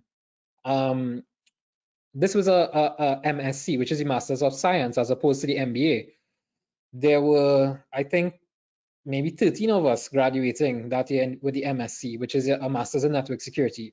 There were over 500 people in that year graduating with an MBA. So master's degrees and degrees, they can get very generic. If you want to find yourself at the top or put yourself in a competitive position, is what I'm saying, this is where you may have to look at a couple certifications. You can do them on your own. Yes, we have some excellent trainers. All these guys here are lecturers at CFSI. They all have incredible talents in their own way, right? I make no error, no mistake when I use the hashtags only at CFSI and hashtag train with the best. These guys are the absolute best. Is my company. This is my company, my child, my flesh and blood that I've put everything into for the last 10 years. I will not just hire some random person and say, come do this, come do that, because I mean, reputations can get spoiled quite easily with Facebook, Instagram, WhatsApp, for example, right? So we offer a very unique service. If you decide to do classes with us, for example, I wouldn't want to go to an institution, which has happened to me in the past, where they just hire someone because they are certified in it, but they have no idea how to get the information across. When you learn from these guys, we teach you, we don't lecture you, we show you what you need to do in order to become like us at the end of the day, to have the same opportunities that we may have. All right, so on that note as well, I just want to quickly run back to this slide that I have there. Can you all see my browser open, by the way, guys? Yeah, it's open. Right, so I shared this link previously in the chat. If you all check the chat, you'll see it there, right? So this is the InfoSec group. They are pretty huge throughout the globe, I should say, right? I shared the handout in the Discord as well. Awesome, thanks for that. Right, so you all will actually have these slides and so on to use to review as well. And I will be uploading the entire recording to YouTube. Right, so This isn't in any particular order. This is the same exact way that they have it listed on their website, which is where I have it right here, right? Where they have the 7 top security certifications you should have in 2021. And yes, the certified ethical hacker, love it or hate it, it is still one of the most requested certifications for pen testing and vulnerability assessments and cybersecurity worldwide. There are currently, I believe, 7,000 to 8,000 job positions asking for the certified ethical hacker. They have come under fire a lot, but like I said, love them or hate them, it is what it is. It is at the top there, because even as Anil said, right, even when he's hiring and so on, he looks for people that may have things like the certified ethical hacker, the security plus. If you have one called the OSCP and you have enough brain cells to live afterwards, that's great. Alex and Jonathan might be able to tell you a little about that later on. Yeah, but if I just go back here, right? So this is the site where I took it from in their particular order. I didn't put it in any particular order, right? So he spoke about the CISM, the CISA, so the ISACA. There's a local chapter of ISACA that anyone can join actually. You don't have to be certified with them in those courses to join them, but they have a really good network of people and managers and administrators, and you know there's a nice community there that you all could look into if you want to pay for the subscription and join them. The CISSP is pretty much at the top of certifications worldwide. The problem with the CISSP though is that it's not technical. So usually it's more of a managerial suit. So what I did is that I put together a little bit of, I guess you could call it a certification path, right? Where if you're a beginner, you could probably start from these like the A plus, the network plus, even the security plus is fine. And they are free at this website here, professormesser.com. He has been kind enough to, I think for maybe more than 10 years, he's actually put the A plus, network plus, security plus, and maybe some others, the entire course for free on video, right?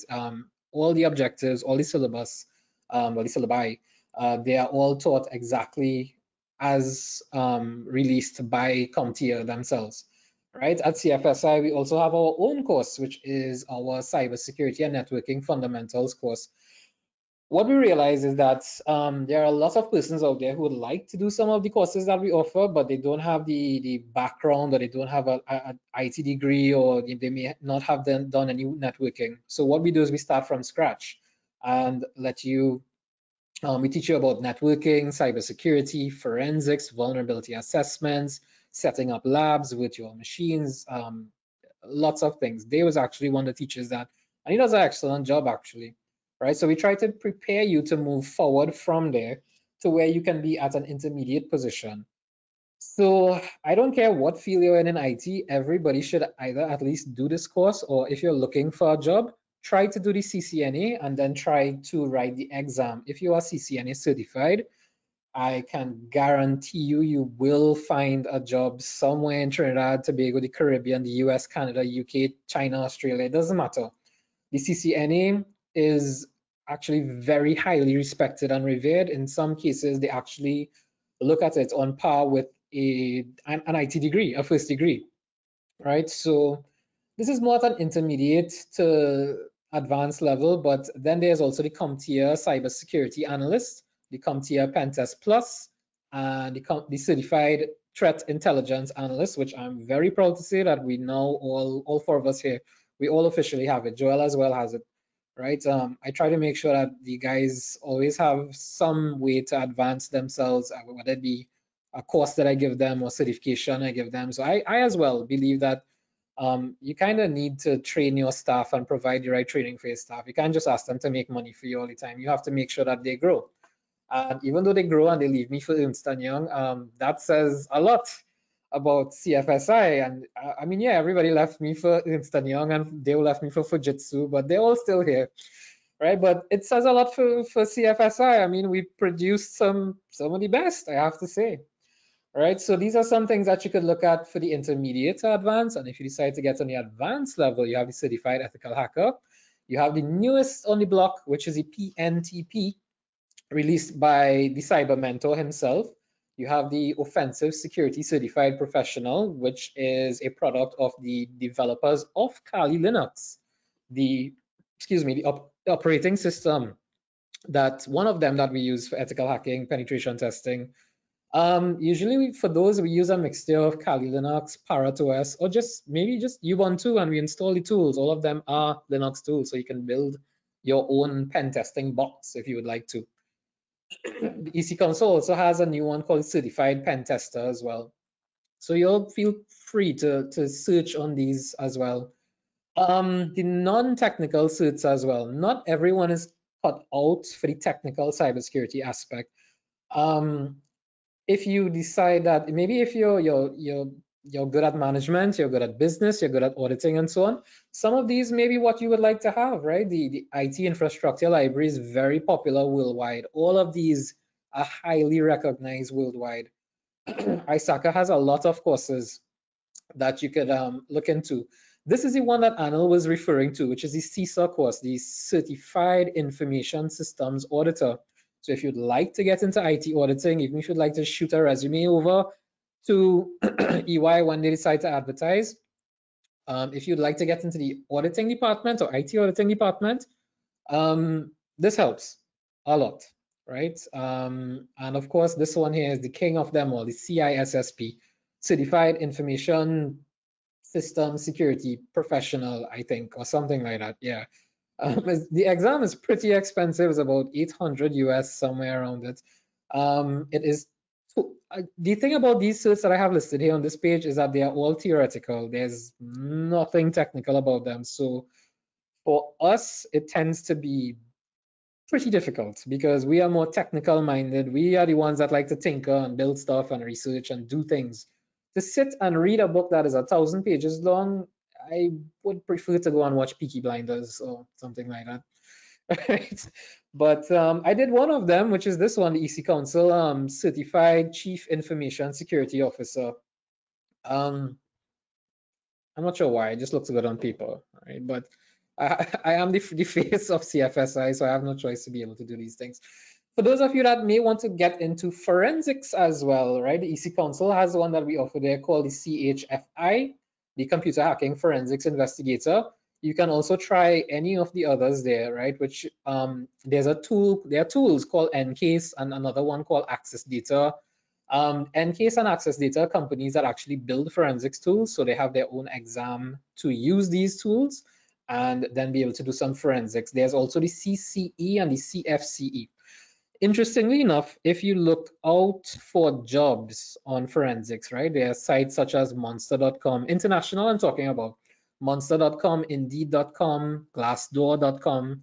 If you look for forensics jobs, they don't ask for much certifications because forensics is something that you just need to know and practice and try out on your own. Yes, one of these certifications will put you at the top, but forensics means that you understand systems, you understand networking, you understand cybersecurity, and then you can go on to forensics. You can't just jump into forensics just like that, unfortunately.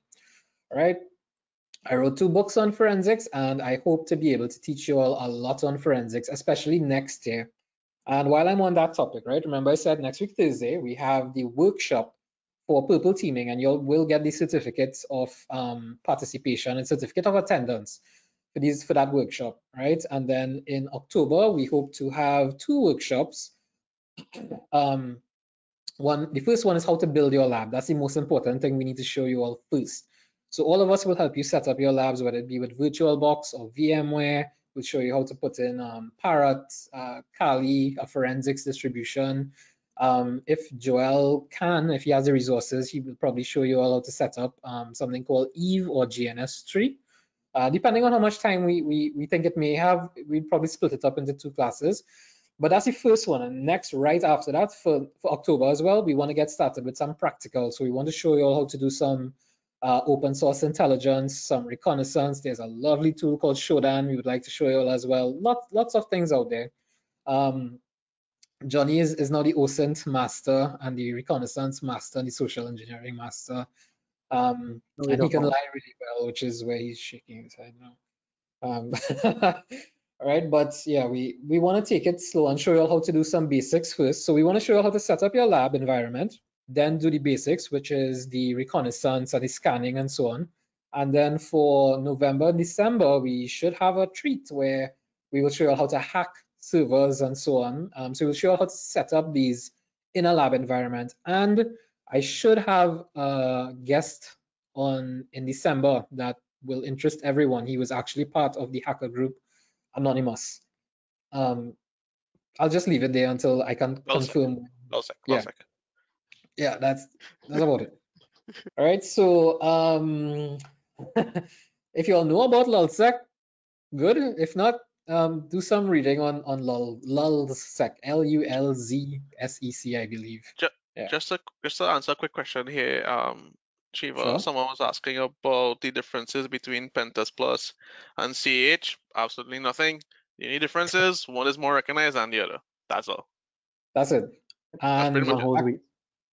And if you do it at CFSI, both of them are actually covered under the same course. We have what we call the Advanced Cybersecurity Package, where Alex actually teaches you the Certified Ethical Hacker together with the Pentest Plus and vulnerability assessments and penetration testing with Kali Linux. All of that is what we added into our Advanced Cybersecurity Package. It's no longer just the Certified Ethical Hacker, right? Because we think that the way that Alex actually teaches it is pure genius. It's just a lot of practical. It is intense, but it is what we do, and it is what you need to know, right? So the Pentest Plus and the Certified Ethical Hacker is a choice. The exam for the Pentest Plus is cheaper than the Certified Ethical Hacker, which is my problem with some of these, because some of these certifications are 600 US go up, and in lovely Trinidad and Tobago, that is about $4,000 up, right? So there's a lot of money to fork out there.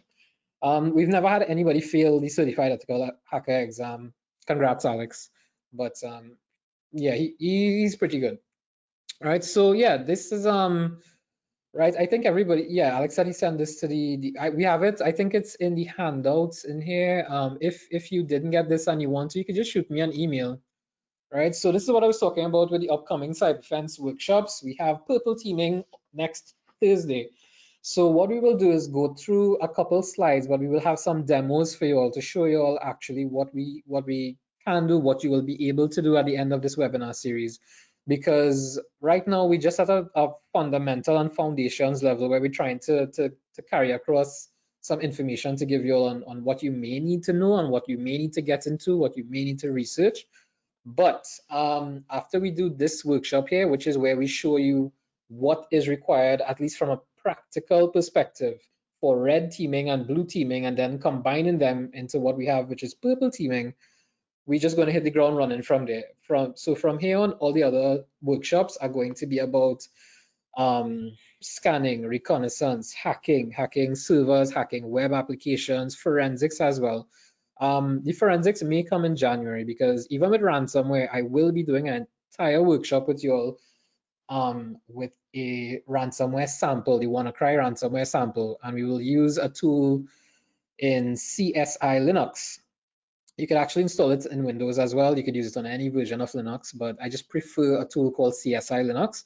I will show you all how to use a tool called Volatility to take a forensic image of your memory and then analyze it and pinpoint the ransomware, pinpoint lots of different points of infection as well, right? So these workshops that we getting to now, these are actually like full courses that we're offering to you here, right? So it's up to you all to make the most of it.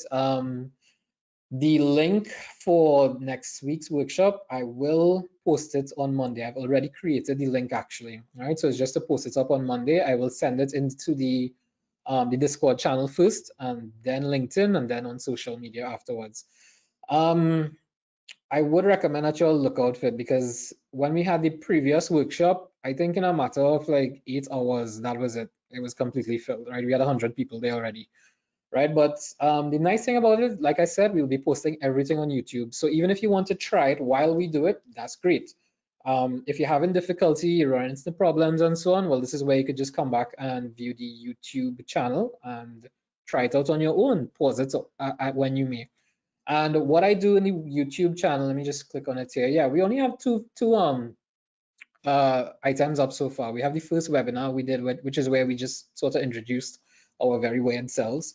And then we have the first workshop that we did last time, where Jonathan actually showed, I think he scared a lot of people actually, and showing you how easy it was to find information about people on the web and so on. Right, so yeah, you could actually go to YouTube as well and just search for CyberFence. Pay no attention to the song. That's just looking for some Slipknot music there before. Some good songs there. Yeah, big Yeah, big Slipknot fan. Yeah. So when I keep saying the post it up on LinkedIn. Yes, I post it up on my personal LinkedIn profile. You can look for me as you can look for all of us on LinkedIn and others, it's fine. But this is the page. You could actually just look for linkedin.com /CFSI CyberSec. Let me just throw this into the chat one time. Right.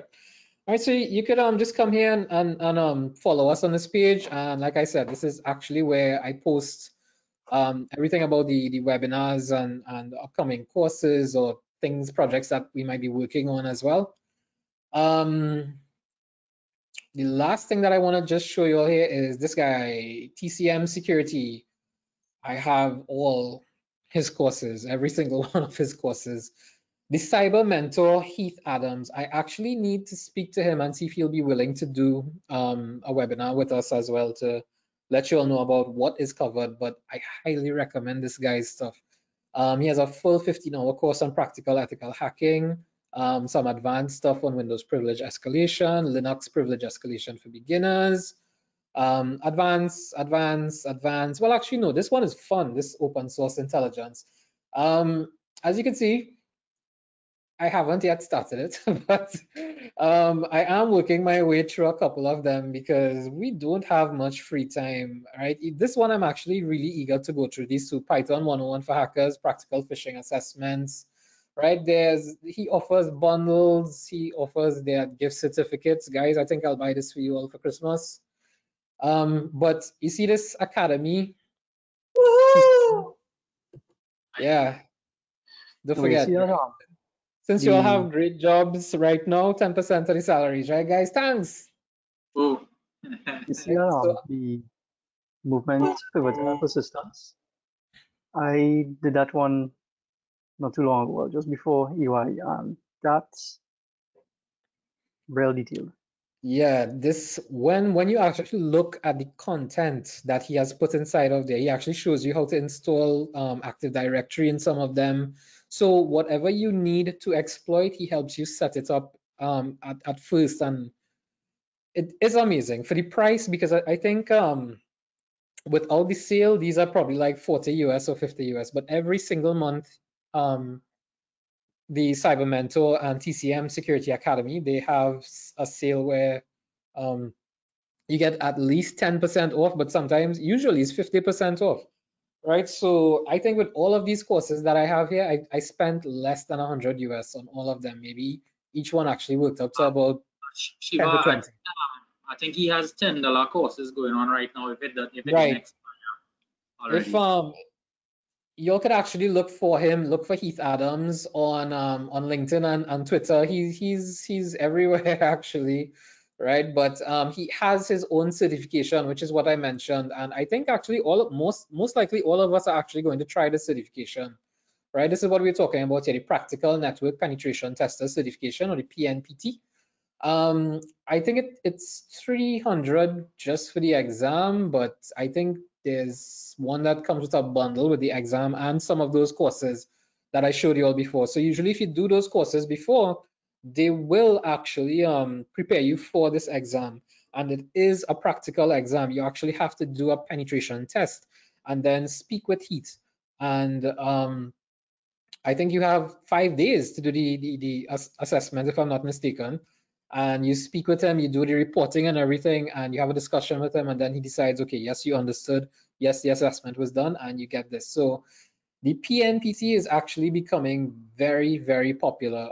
Companies are already starting to ask for it. We just want to do it because the content is excellent. It's actually practical stuff that you'll be doing here. The content that he has in his courses in particular, this is the stuff that we actually do in penetration testing with privilege escalation in Windows and Linux and Active Directory. He is currently working on the internal pen test playbook. I do not know Heath. I have never spoken to him. In case you all think that I'm really endorsing his courses, it's because it is excellent quality. I mean, I have done some of these things already. He has a lot of stuff for free on YouTube as well, right? So if finances are an issue, check out his YouTube channel. He has a lot of courses there for free. I think most of this is actually for free, the practical ethical hacking course as well. All right, Yeah, I so think from time to time he actually just drops that one here, take it for free. So yeah, you yeah, know, with that just course like that, alone, he you would could actually get, tell you his course yeah, is free. Go ahead, take it. You know, and just with so that guys, ethical hacker one, I mean that I learned a lot even after so many years in the field. And yeah, yeah, you're right, because even with me with 2 decades of experience, having my own company, doing penetration tests all day, every day for the last however many years, I learned so much from this guy. It's amazing, and it goes to show there's always something new to learn out there, right? So if you have a passion to learn this stuff, a passion to do this stuff, um, try it out and see what exactly you have to lose, right? As Alex says, we here for a good time, not a long time. So I mean, yeah, try out something, life is short, right? But just want to mention one thing quick before we wrap up too. You see, Alex was mentioning about to recognize burnout. Burnout is something that if you don't deal with it when it starts happening, you will be stuck with it for a very long time. It will impact your personal life, your family life, your relationships, your work life, your confidence, everything, right? And I can say this because if you look at all of us, have a look at under our eyes, and you might see that they're a little black, right? Right, so we might have a little bit of burnout going on. I have excessive burnout going on here, but that's fine. I live for this stuff, right? I didn't want to be in IT. I actually wanted to play the guitar, but well, it's packed up behind there in my office. So I'll stick with IT. I'm much better at cybersecurity than playing the guitar. Yeah, and we'll wrap up here for today. But yeah, there's all contact information, guys. If you would like to reach out to us, if you'd like to talk to us, join the Discord channel. If you wanna ask about advice, you can do so in the Discord channel, or you could just shoot us an email. You could look for us on LinkedIn. It's fine. We always open. I'm always open to helping people, right? If I could help you out in the least bit and give you some advice on maybe where you are at, where you would like to be, um, WhatsApp, call me, email is fine. I'll get back to you at some point. Don't worry. I usually do. Guys, anything you want to add before we wrap up today? I'll just pretty much say from my personal experience, just stick with it. That's Pretty all. much. I mean, I am Yeah. proof of that because I went from, and as I was saying, from not doing something I didn't actually want to do. So Mhm. I You can think say all that of about, us, yeah. you can say that about all of us, because all of us Yeah. started in some really. It's true because when I was learning as well, I thought I would never be able to hack, and there were times when I just wanted to give up and say, well, forget this. I mean, now it's totally different, and if I did not stick with it, as Johnny said, I wouldn't be here. That's it. What everybody needs to understand is that you need to learn to rest, not to quit. Right? If you're having something problems with now, leave it. Close your laptop, leave it, go do something, go play with your dog, run around the yard, I don't know, plant something, learn to plant some cabbage or something, I don't know, whatever. Right? But do something different. Go go and sleep, go and find a way to relax. However you relax is up to you. I'm not judging. I have my own ways of relaxing and stuff, but whatever works for you, whatever helps, nobody will judge and stuff. You know what is best for you, you know what is good for you, but learn to rest, not to quit, right? Stick with it. It's hard, it's pretty tough. I know. I probably had to counsel Johnny like every other week for the past 2 years before he landed here in EY. Right, so stick with it, guys. We here for you all, we rooting for you all, we here to support you all too, right? Make the most out of it. If you have questions, please feel free to ask. If you I think we're kind of approachable. Maybe Johnny's look a little serious, like he might bite you, but he's Johnny just look like a bandit, but all right. Yeah, very Alex good. sometimes look like a serial killer, but that's okay. I mean, we all play a lot of video games. I am always on Call of Duty as well. right? Whatever you need to do to relax, especially in these times with pandemic and heading back out to work in times of Delta and uncertainty. Take care of yourselves, take care of your family. Please spend time with your family. Do not sacrifice your family life for work. Everybody's going to be gone in a blink of an eye. Make sure and make memories, right? So take care of yourselves, make your memories, make your time to as well to be successful in life, you know. So from all of us here at CFSI, as usual, we went over, but not by much this time. All right, that's because Dale didn't speak as much this time. But Exactly. right, guys, thanks so much, all of you all. I've seen so many attendees here. Thank you all so very much for joining us. Right, I will put out the link, as I said, for the purple teaming workshop on Monday. All right, so as I said, I will send it in the Discord group first. So I guess we'll chat with you all on Discord, and we will see you all next week, Thursday. So you all have a good one. Please be safe. Please be good to each other. And most importantly, please be good to yourself. Right. So from all of us here at CFSI, we'll see you all next time. Thanks for joining us. And you guys take care. Cheers, everyone. Cheers, everybody. Take a drink. Sure. All right, guys. Take care.